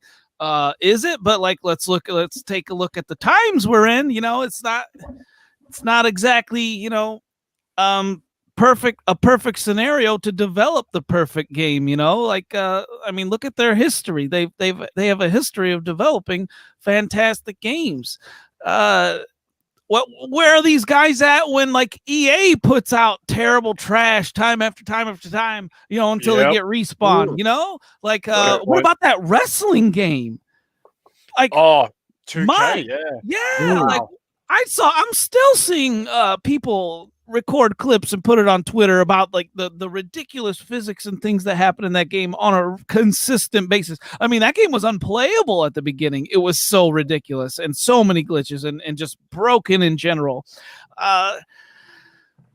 You take a game like that and put it on a scale with Cyberpunk, which isn't performing well on primarily the older generation of consoles, so this is kind of like a niche thing in and of itself. Like, the older consoles are the ones having all these issues, not on the current gen consoles. Like, the current gen consoles, you can't possibly really, even ask for your money back. Like, the game works, right? Like, I've only seen very minor things, and the things that I've seen, like, and then there's also like the cool, and like we've talked about it before, like when glitches are fun kind of thing, like the cool random things that can happen. They're not game breaking.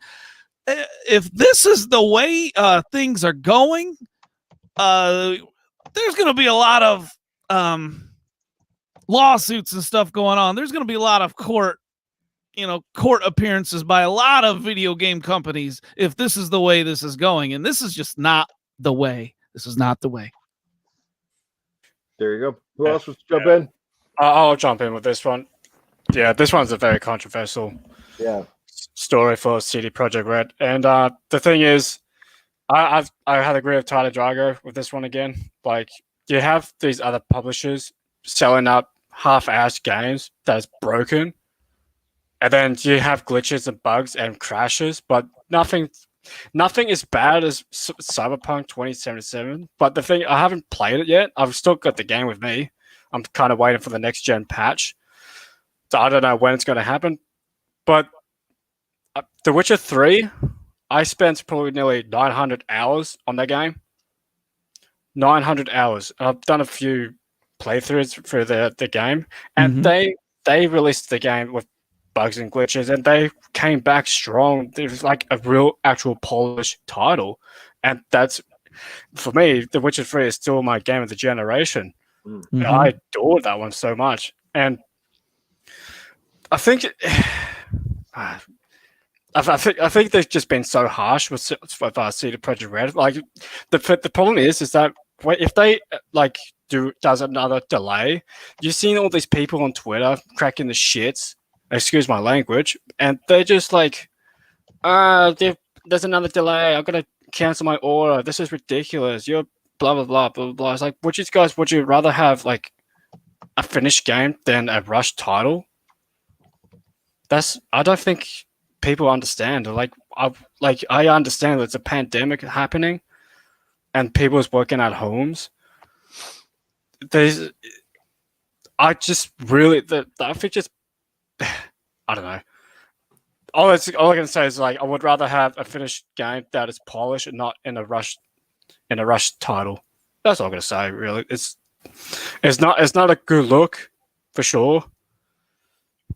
It's but this is and it's not like the developer likes the fact that they're getting ridiculed. I mean, if you're a developer and that's your product, I mean, there's a certain level, I would imagine, of certain like pride and integrity and things that have to come with it. So I'm pretty sure there is like it's devastated, with things as they are. I mean, there's a lot of reasons why it came out like it is, and I largely blame the majority of it on publishers and shareholders more so than the dev. I'm sure if the dev was just given another 6 to 10 months to kind of really polish it, they would have taken it wholeheartedly, because I think they tried to say back in December that we're still a little bit behind. We're not where we'd like to be. The game is obviously far more ambitious than they thought it was going to be, and it's far more ambitious than most any other title on the market when you think about it. So I feel bad for them. They're taking a lot of heat, but I think they're going to do like a Hello Games here, and they're going to really put all their heart and soul back into Cyberpunk and make sure that at the end of the day, it's going to be great. The question is, will anyone still care about Cyberpunk outside of people that are already enjoying it? Will people still care, down the road, or is people just kind of got it passed up on, and it's a never was instead of a has been kind of deal? You know what I'm saying? So yeah, and don't forget about the multiplayer as well for Cyberpunk 2077. So I don't know. Do they have to?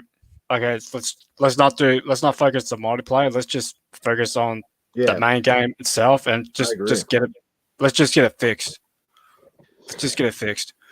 Before we get Mag's opinion, let's get to the super chat. DJ Birdo drops another $10 in the super chat. He says, I can't believe CD Projekt Red is getting so much crap for this game. I'm playing on next gen, but man, why? The game is fucking amazing, by the way. It is buggy and glitchy, yes, but all the crap is uncalled for. Great point. I think they're taking it to a next degree. I think it's largely becoming a poster boy and a whipping child for the cancel culture and all this kind of crap, and it's a dangerous precedent to set for any game, especially when governments start getting involved in your game now. It's like, what the hell? It's getting kind of stupid at that point. It's like, what do you got to do with an entertainment product? What if a movie comes out that stinks? Well, maybe all of us Star Wars fans should get fucking refunds for the shitty Star Wars movies that came out recently, right? But you don't see that happening. Wise Old Gamer drops $5 in the super chat. Can't stay long. Just wanted to come my support. I wouldn't miss your stream if I could. Hey, at least I have my games, my drugs, and hot nerds. Wise Old Gamer, and good to see you, man. Thanks for being here. He's always a good laugh, the Wise Old Gamer. Meg, floor is yours. Yes, sir. Well, I don't have too much to say about it that you guys have already haven't said. However, Titan did mention about some of the bugs and stuff. I'm playing on the Series X, and it crashed on me twice. Like it just kind of just jumped right out and went right back to the home screen. And that was fine. It wasn't the end of the world. I just launched it again. And I saw a hooker walk through my car, like literally walk through my car. That was kind of funny. But it wasn't anything like, game breaking to the point where I was like, oh my God, the immersion is ruined. The hooker walked through my car. It wasn't the end of the world. I mean, I played Mafia 3, which also was famous for some bugs. And there was a part where I was down by the bayou. This is hilarious. And of course, it didn't break the immersion for me either. I really felt like I was in the southern U.S. in the 60s. And I'm not kidding. I was standing at the bayou dumping a body to a bunch of alligators because it was there was an achievement for it, right? And a fucking boat flew in the air, not in the water. It was up in the air like 30, 40 feet, and it's going, and I'm like, what the hell is that? And it was just this boat flying in the air, and I thought it was hilarious.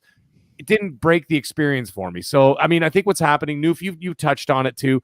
Okay, I think it's like the pile on the bunny. It's the whole the whole cancel culture thing. I do agree with that. I do agree that it's also everything is a witch hunt now.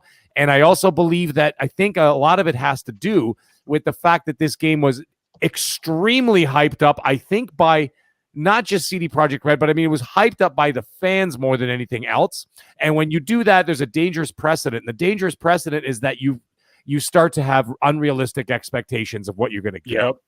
Yep. And that's a serious problem. And that's something that, the older and the more disciplined you become, you start to temper your expectations a little bit and be like, you know what?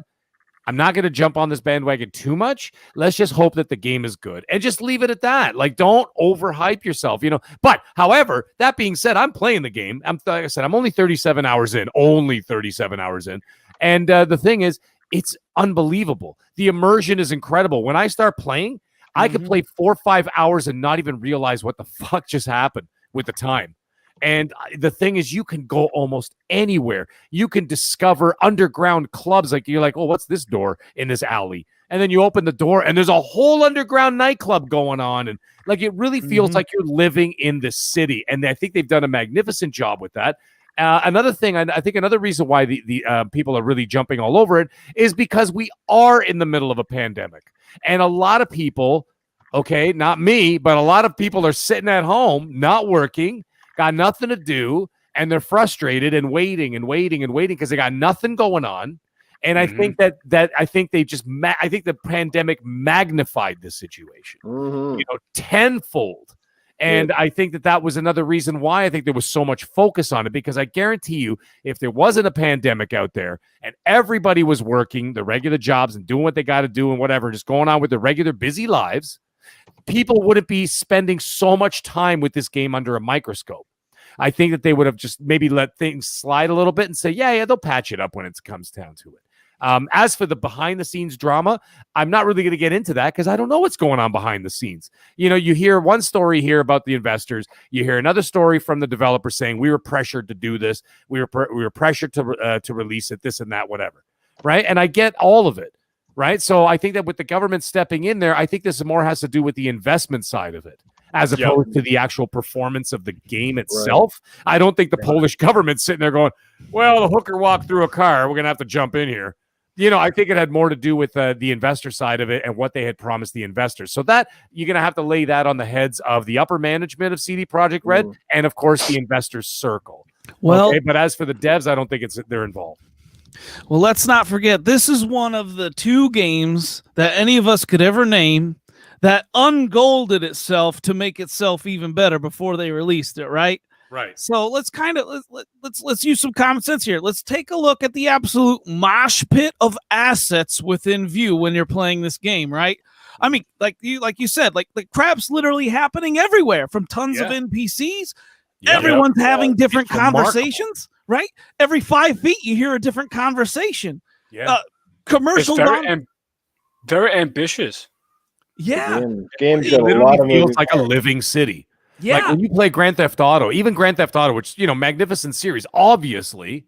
Okay. But when you like playing even GTA 5 or whatever, and you can't go open every door, you can't go open every door in Cyberpunk, but my God, everyone that I've approached, I go, I want to see what's in there.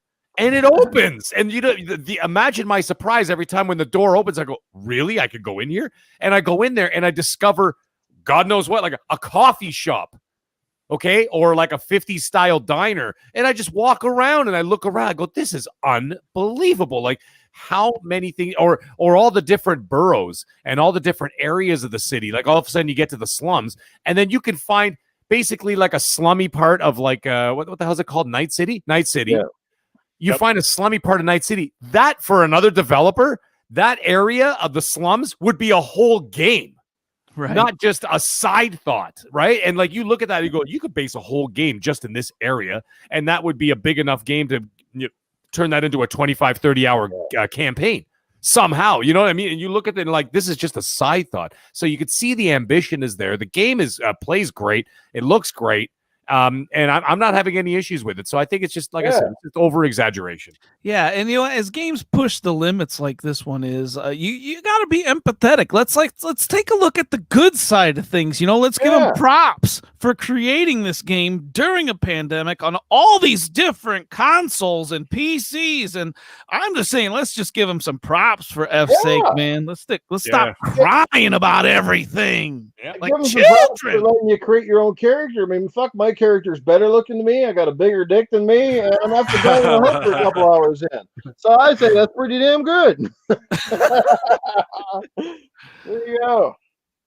Yeah. It's too bad. Like I said, this is going to be the poster child for the industry for a long time. But if anything good comes out of all this, if anything at all comes out of the CD Projekt Red thing, as well, I hope they learned lots of lessons about themselves. I hope perhaps upper management learned a lot of lessons about themselves. But most importantly, I hope that the entire industry is taking watch, and they know that fans have expectations, and rightfully so. We spend a lot of money. You spend 4 and 5, 6 years developing a title.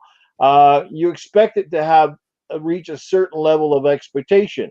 That sort of thing. So there's got to be some changes in the industry, but I hope that it's a trickle down effect, and that everybody, no matter what publisher you're with, what studio you're with, that they have to know that these games, they take long. There's no set rule of getting these things out.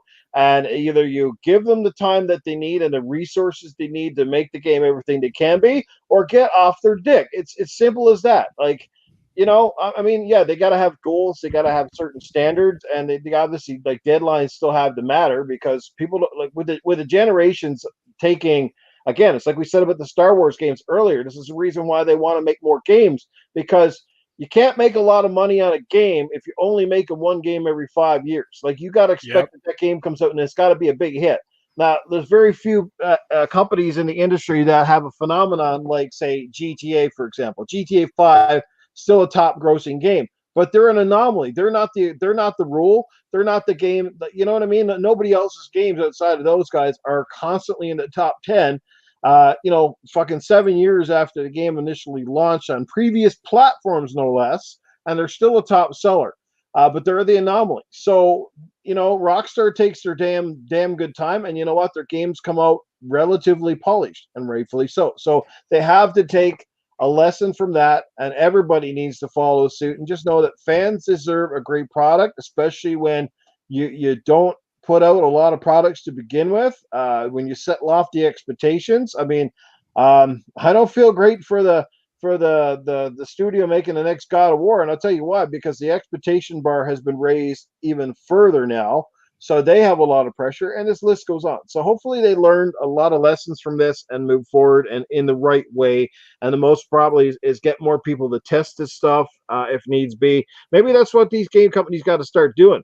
Maybe stop investing so much in multiplayer junk all the time, and maybe hire like a couple thousand people to fucking test this shit for you. You know what? Screw all that. I know the real problem. The real problem is these baby dick bitches. I bet those mugs are jealous that your character has bigger package than they do. That's the real reason behind all this. Right. Dave, can I jump in for a quick second? Go right ahead. Yeah, this is a good example for Halo Infinite. This is this is a good example that they had to delay this. When they're supposed to launch it for the release of the Series X and Series S. I think this is a good chance that they done the right thing by delaying Halo Infinite, so they can make a good Halo game for us to play. And this is a good lesson. So I like you said before, like, just don't rush. Just take your time on it. If you need to take a delay, take the delay. It's plain and simple. But well, I guess when you've had 3 or 4 delays, that's where the problem starts. We need another delay. We need another delay. And of course, that window, that's the most tantalizing window of all, is when you're telling people your game's going to launch that 4th quarter of the year, right in the Christmas window, when you stand a chance to maximize your most sales. I mean, other games literally got out of the way of Cyberpunk. This is the thing. They stepped away from November launch because they're like, we're going to get killed by Cyberpunk. And, that didn't happen. People are probably like, damn, we should have just launched back in November. Yeah. There you go. So there's a lot of factors in play there. All right, Yeah. we got any more thoughts? Because we got one more topic before Tony Baloney comes in here. It's about another new Nintendo Switch. Nintendo keeps pumping Switches out. Nintendo keeps selling Switches like it's some kind of affordable crack. I don't know what it is, but Nintendo is dominating sales year in, year out. Just they are the industry anomaly.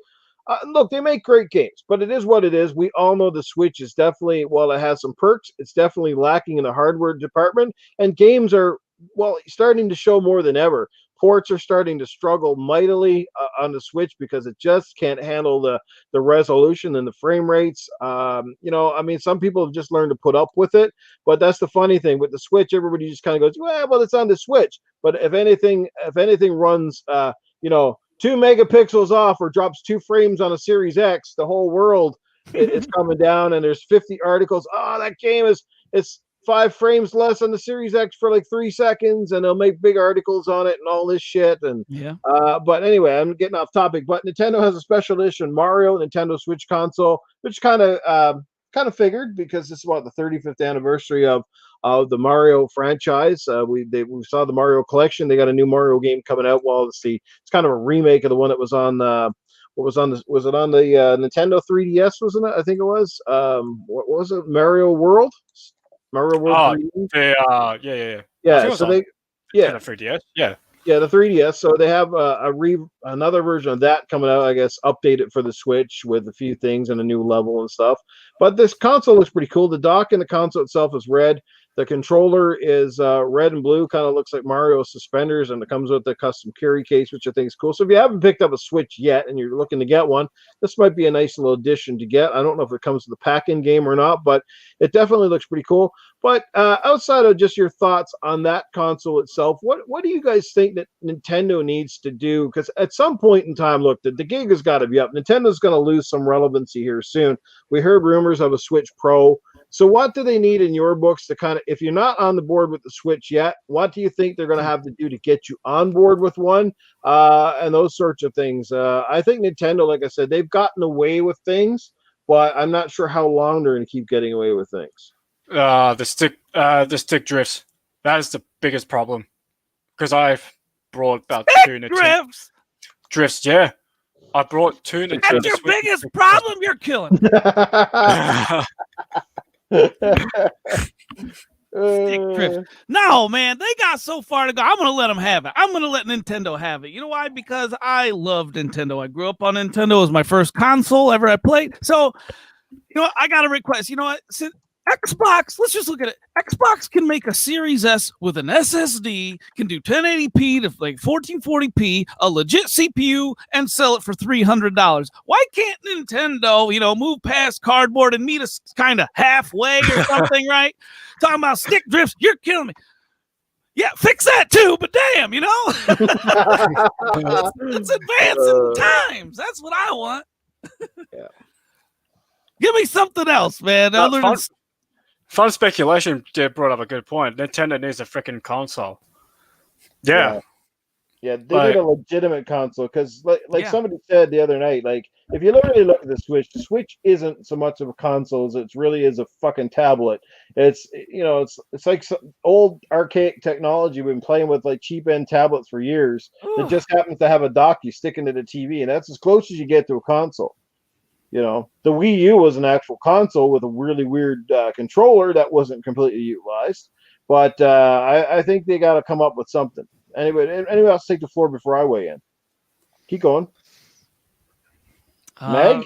Meg, what do you got, man? Like, you got to agree with me on this. They got to advance in the times, right? In technology in general. They cannot put out any type of these gimmicky things, right? We've got enough with the gimmicks. I get it. But at the same time, you got to look at No.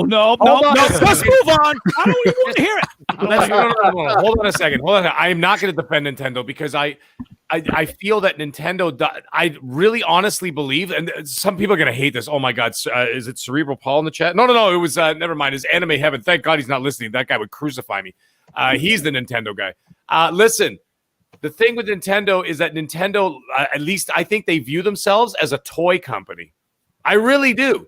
I really feel like their product is more of a toy as opposed to a gaming division. Yeah, okay, they got games. I get it. Before everybody attacks me, I get it. But if you look at the way that they market their product, and you look at the way that they release their products, they don't discount a goddamn thing. I mean, you look at like right now, Mario Odyssey, which came out 3 fucking years ago, is still full price. Breath of the Wild. Go fuck yourselves, man. Come on. But you're right. You know what, Titan? I am going to agree with you. Okay, the gimmicky stuff with Nintendo is fucking ridiculous. The Labo stuff and all that shit. Yeah. Like they got people spending $100 to buy fucking cardboard. But the thing is that I don't think Nintendo has any intention of getting with the time, so to speak. You know why? Because they could literally put a pile of shit inside of a plastic box and sell it, and Nintendo fans will line up in the middle of a fucking pandemic to go get it. Just like Animal Crossing. Remember that in the height of the pandemic in March? Yeah. And all these people are like, well, we might die, but we have to play Animal Crossing. Like, what? So you could go farm turnips? Yeah. Like, Jesus Christ. Like, come on, guys. Like, but yeah, absolutely. But the thing is, you know what I think they're also afraid of? If they start moving their product forward, they're afraid they're going to get too pricey, which is also ridiculous because right now it's still $400 to get a fucking a Switch here in Canada. $450 with tax, if I'm not mistaken. Yeah. You know what I'm saying? I mean, it's still the same price. It's actually more expensive than a Series S. Come on, man. What's that? And that's fucking ridiculous. Not to mention, isn't it? To get a extra pair of those fucking dongle controllers is $100 Canadian. Yeah. And that's another thing. Okay, wow. And those fucking controllers, because I watched it because some of the kids that work for me, okay, they have Nintendo Switches, right? And then they pull those little fucking controllers out on the side and they're playing 2 players, and I'm looking at it, and it looks like the fucking cell phone from that fucking what's that movie with the merman? I'm a merman. What the hell was that? Come on, man, help me out. Oh he was a model.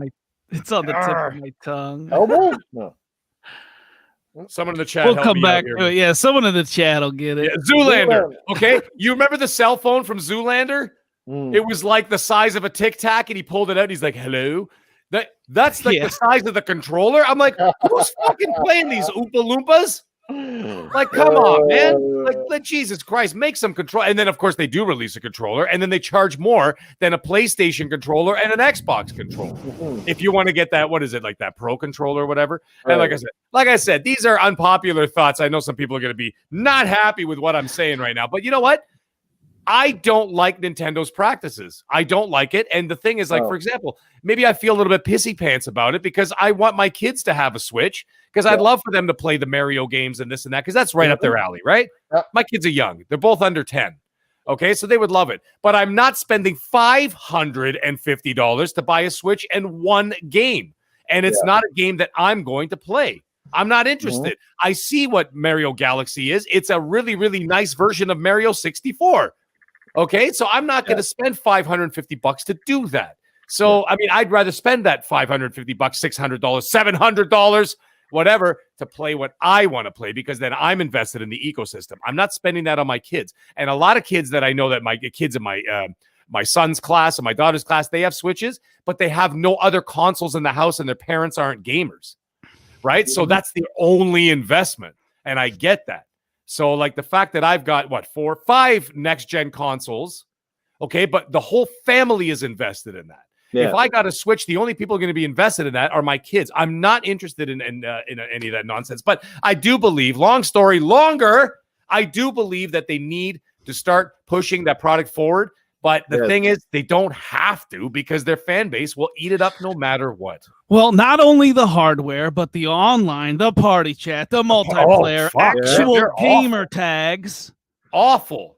Like they're living in the 90s, man. Like, come on, man. Get this shit together. And like the fact that I hear conversations where people are like, yeah, I talk on my cell phone or they're talking on Xbox Live to play an online Switch game.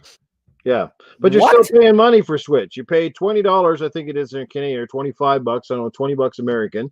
And like I said, and like you're saying there, You still need a code to add someone to your fucking console. Yeah. There's still no, like, even as simple as a party, or not even if you're not even a party, but a simple straight invite to play a game. Like say if you were playing a different game on the console and I wanted to send you an invite. Well, I can't do that. I can't just send you like, come and join my game. I can't even send you a message. You literally like Mario Kart, right? That's one of their most popular games. So what you got to do is you got to boot up that game. You got to hope to fuck your friends online because they ain't show them, right? And then you send an invite in the game, right? And then you still can't talk while you're in the game unless you have the app or some kind of shit on your phone, which is really annoying because you're sitting there looking at your phone screen and fucking shit, and of course your phone battery's dying down and everything at the same time. Like it's like, what are you doing? Like ridiculous. You know, the thing is like, Nintendo wants people to take them serious, but we can't take them serious because the stuff they're doing is so antique. Like they're literally seriously getting by this generation by one, being a little bit more affordable than the competition. Two, by being portable, which they really strike a lot of markets because of the fact you can take this fucking thing just about anywhere. And that's ending soon. Right? And then they're banking on the nostalgia. Like even like asshole dudes like me went out and bought fucking Mario for the 5,000th time. I bought that Mario collection, right? Of course, I don't have my Switch now. I did Newfonomics and traded the back fucking again. But you see what I'm saying? Like I can't refuse, and they know that, right? But like, why can't Nintendo make at least two types of consoles? Like Xbox did this gen with the Series S, which appeals to the crowd that doesn't have a 4K TV and wants to save some money. Why can't Nintendo make an actual console? They have the money and the resources that actually appeals and plays games for the older crowd. I mean, Meg, you summed it up. I think the last time we did a podcast, remember you were talking about the fact that Nintendo still makes games with no fucking voice actors? They still got capital boobly boobly. Yeah. So Yeah, like it's like, come on, man. So is that a game design thing, or is that you think Nintendo just being cheap because they don't want to hire voice actors? I don't know what it is, but I'm not a fan of it. You know, I'm just like, and the thing is, you know, you mentioned 4K TVs. People don't have 4K TVs. 4K TVs right now are cheaper than the Switch. Okay, so there's no excuse at this point. But you know what, Noof, you kind of hit the nail on the head there, where you say maybe they'll release two consoles, like a more powerful home console, and then have that like Switch Lite. You know how they got the Switch Lite that is strictly portable? See, that's not a bad idea. Quote that's unquote not a bad idea at all. Powerful. Let's just say, let's tone that word down a little bit. Let's just say, Well, we know they don't want to compete with Xbox and Sony on that game. And no, they don't. They don't have. They don't have to be up there. But I mean, they got to be somewhat comparable. Because look at the devs. Most of the devs don't even want to make things. But the only reason they're even making anything is because they think it's a cash cow. But they don't really want to make games for it, because imagine trying to code, like how hard it had to be for those guys to code the game like Doom, and they did Doom Eternal. Like, and then you Witcher 3. Cut the friggin'. You got to cut out half the crap in the level. You got to do the really low blind. Like I'm playing Switch games sometimes, I'm starting to wonder if my eyesight's going bad. I'm like, is my eyes getting bad, or is this game really is fucking blurry? Right? Yeah. Oh, man. But you know what though? The thing is, they, like I said, they don't have to do anything, because their attach rate for exclusives is ridiculous. The support, I mean, who's winning MPDs every single month? Is Nintendo. Who's winning almost every generation quietly, because everybody's so focused on Xbox and PlayStation, everybody forgets that Nintendo keeps winning every goddamn month, right? NPDs month after month after month. Who's got the most attach rate on exclusives? Not Sony. Like Sony had 110 to 120 million PS4s in the wild, and the best they could do is 18% attach rate with Spider-Man at 20 million consoles. 20 million games sold, right? But Nintendo, they're selling more games than they had consoles out at one point, where people were literally buying the game without the fucking console, just waiting for more console stock. And that's another thing. Nintendo, I know right now there's a pandemic. I understand. And Xbox and PlayStation can't get the units out as fast as they would like to, and I get that. But when Nintendo's been doing this for fucking generations of holding back stock in order to create this buzz. Remember, like the NES Classic? Bullshit. I could have made those myself in the basement. Okay, you telling me that it took 2 years to be able to meet demand. They were just trying to create hype. Enough with that bullshit. It's no longer the 90s. Make sure you got enough units out there. And people are still struggling to get Switches out there. And this was before the pandemic. So don't blame the pandemic. This is before the pandemic. What's that, brother? Really, at the end of the day, when you look at it, us consumers are largely to blame because we keep buying this stuff up no matter what they do. Right. Yeah. So they're going to keep doing it. Why wouldn't they? It's kind of like telling your kid, well, I'm going to give you some extra money in your allowance if you keep getting good grades in school. And the kid's just like, yeah, I'll just fucking, I'll just do the bare minimum, keep bringing home my D's. I'll barely pass. And you're still going to keep giving it to me, right? Like that's kind of the sample they're setting in a game. You're making their money hand over fist. Why even bother? Yeah. And I guess it's not going to stop because parents just automatically, we got to buy a Switch, and they don't think about it. Oh, Fortnite's on the Switch. Well, there you go. Get a Switch. Kid got a Switch. Like and it's not that everybody hates Nintendo, because I certainly don't. We love Nintendo. This is probably why we're starting to get a bit more critical, because it's like at one point we all remember Nintendo did make legitimate consoles. Nintendo did make powerhouse consoles, and they did try to compete in the space. But somewhere along the lines, they saw the success, obviously, of the Nintendo handhelds. Like, obviously the Game Boy, the DS and the 3DS, and there are 5 million iterations of that too. And they saw the massive success there. They also know that in countries, especially across the globe, not so much in North America, but in places like Japan and stuff, they gravitate more to the portable aspect. So they like that small, convenient take-at-home device. So I think they saw success there, and I applaud them for kind of going a different direction. But I think at the same time, they can do stuff different, but still try to at least be in the same fucking playing field. You know what I'm saying? Yeah. Yeah, Nintendo's making big league. Basically, sum it up in one sentence: Nintendo is making big league money, but is playing like a minor leaguer. Like a pee-wee player, man. Pee-wee player, exactly. They're in the pee-wees. Okay. Like, I wish some of those guys would listen to these podcasts and realize that not all of their fans are fucking 12 and 13 years old, or a 50-year-old mother that hasn't got a fucking clue. Exactly. Yeah. We are the generation that was weaned on your products, and we think you can have Mario, but we also think Nintendo, you could make an R-rated title and nobody would think that the world was falling. Yeah. Make an R-rated Metroid game if you have to, but oh no, I guess not. That's no good. And it's okay to lose your quality. You preach quality control back in the 80s and 90s, and now, like, every time you turn on the arcade, there's like 5,000 games you never heard of. Not to mention, you guys got more porno games than the competition. Yeah. These anime games with tits and ass hanging out everywhere. Like, what the fuck is that?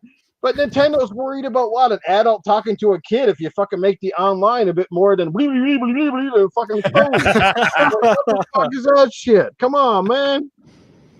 Jeez. I don't know. But anyway, any more thoughts on this before we hand things off to Tony Baloney? He must be on standby somewhere. Oh, it's Tony Baloney's ready. He's standing in the green room. Tony Baloney's ready. Good. Yeah, Tony Baloney might have an interesting cat chatting with him as well. So, but let's leave the floor to Tony Baloney.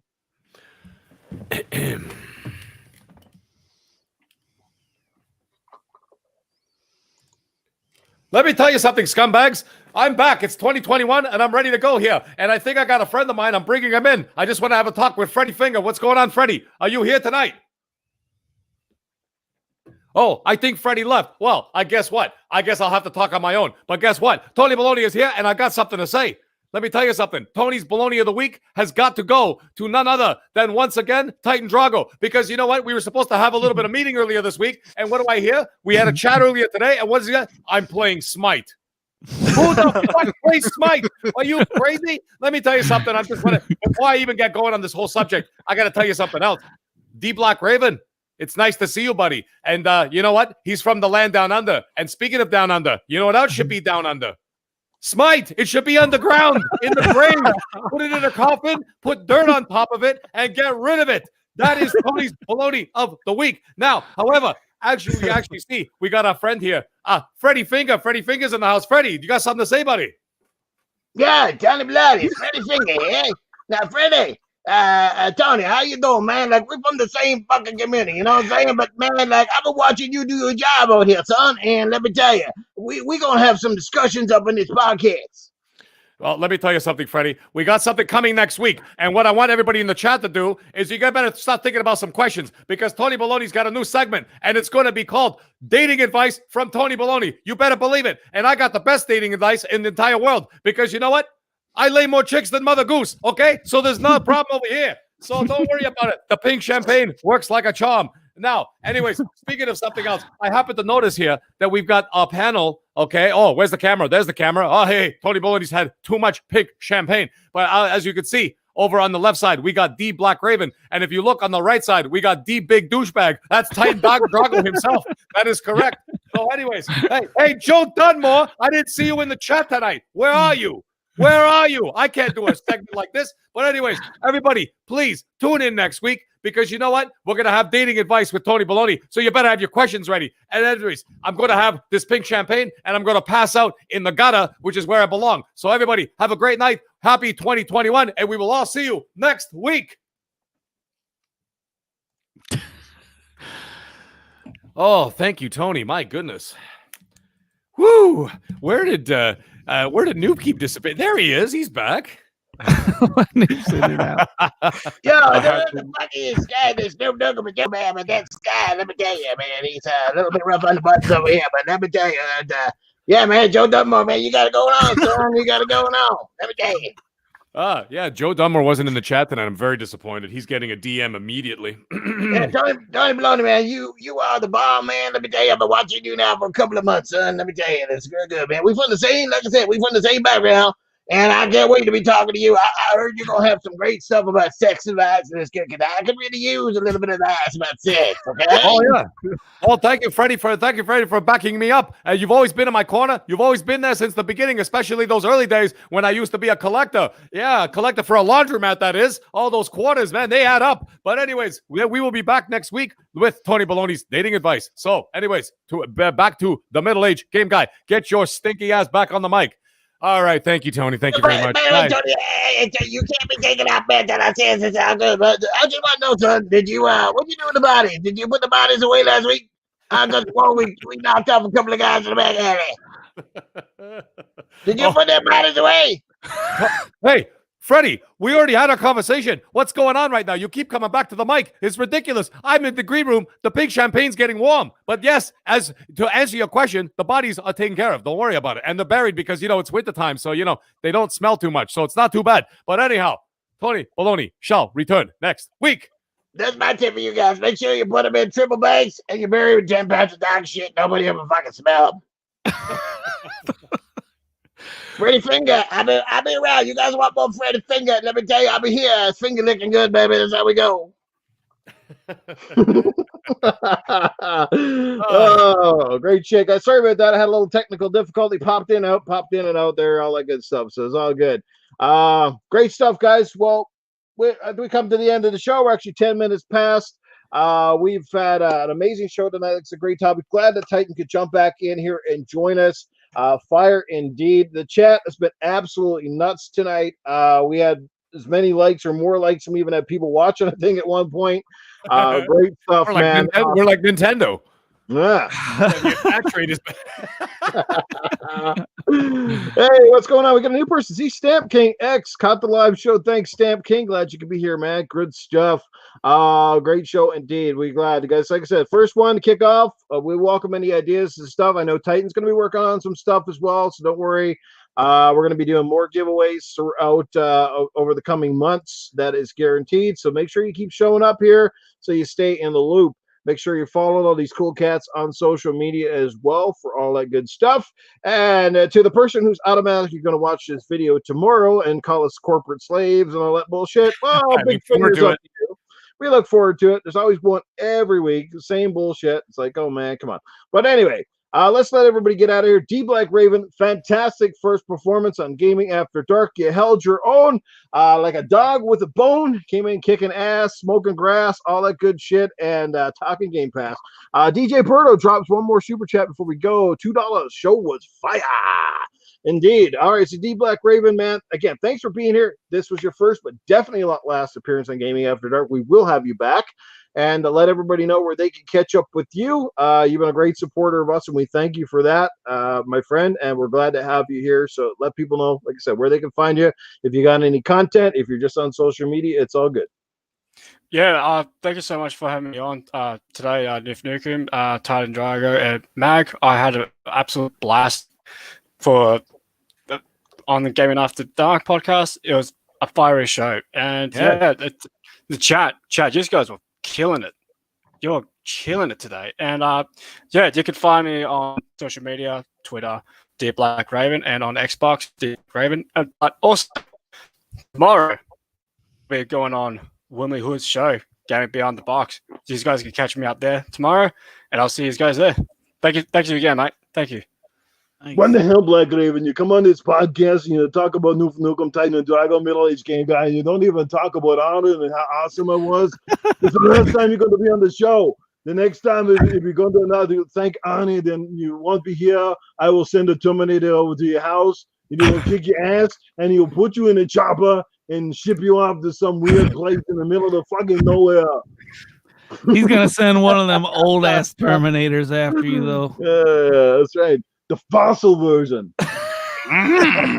Fossil version. Good stuff, man. No, just kidding. All fun, man. It's all good. It's all good stuff.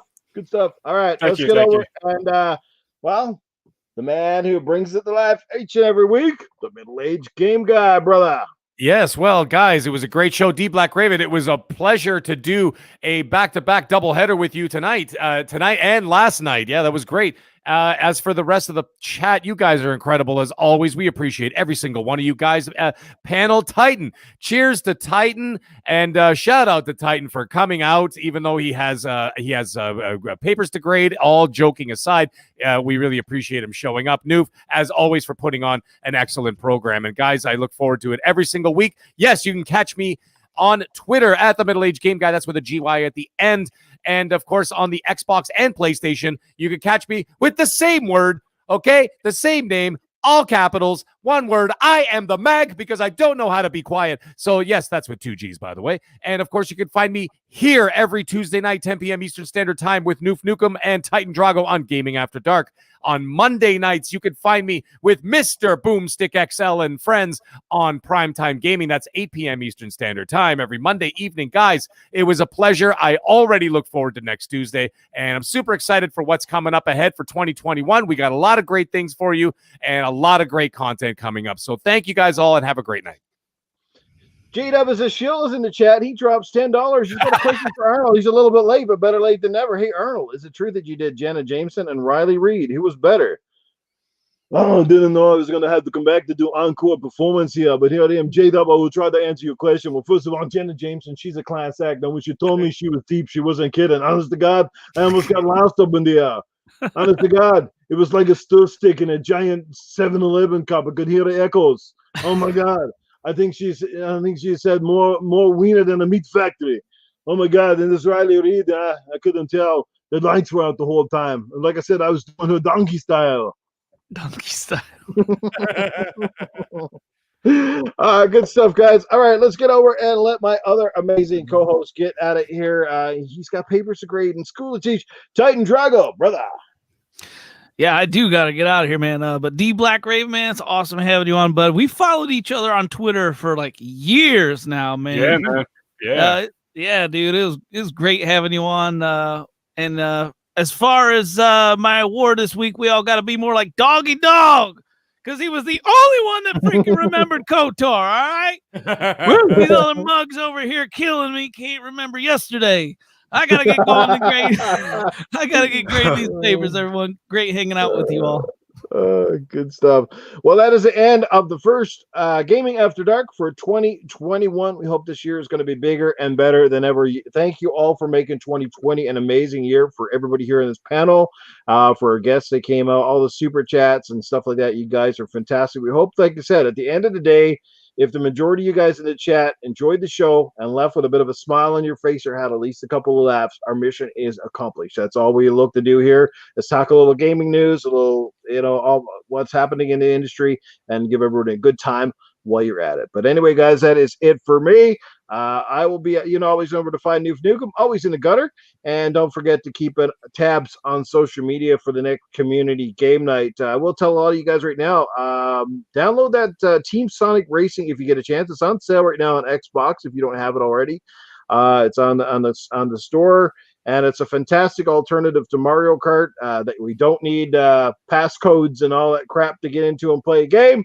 Just a simple, quick party invite, and away we go. We're off playing. It's a great game, great graphics, plays real smooth. So that's Team Sonic Racing. I plan to do that some weekend community game night. And the best thing about a lot of the kart racing games is it gives everybody a chance to have fun and to win, as opposed to coming out to some of the shooters where, a dominant handful lead the pack and everybody else pretty much gets the honorary Night at the Bottom award. So, all right, but we'll catch you guys later. Infinite, Spider-Man, Timothy Dixon, Hypo Noise, J-Dub, Atrocity Nights. Again, guys, thanks for this was probably a record for the Super Chats tonight, too, and definitely a big Super Chat there earlier. That was unheard of. But anyway, guys, whether you're donating $1, a dime, or just your time, we love you all. We are greatly appreciate you. We'll be back again same time next week and with another good guest lined up as well. So catch you guys later. Take care. Have a good night, everyone. Good night.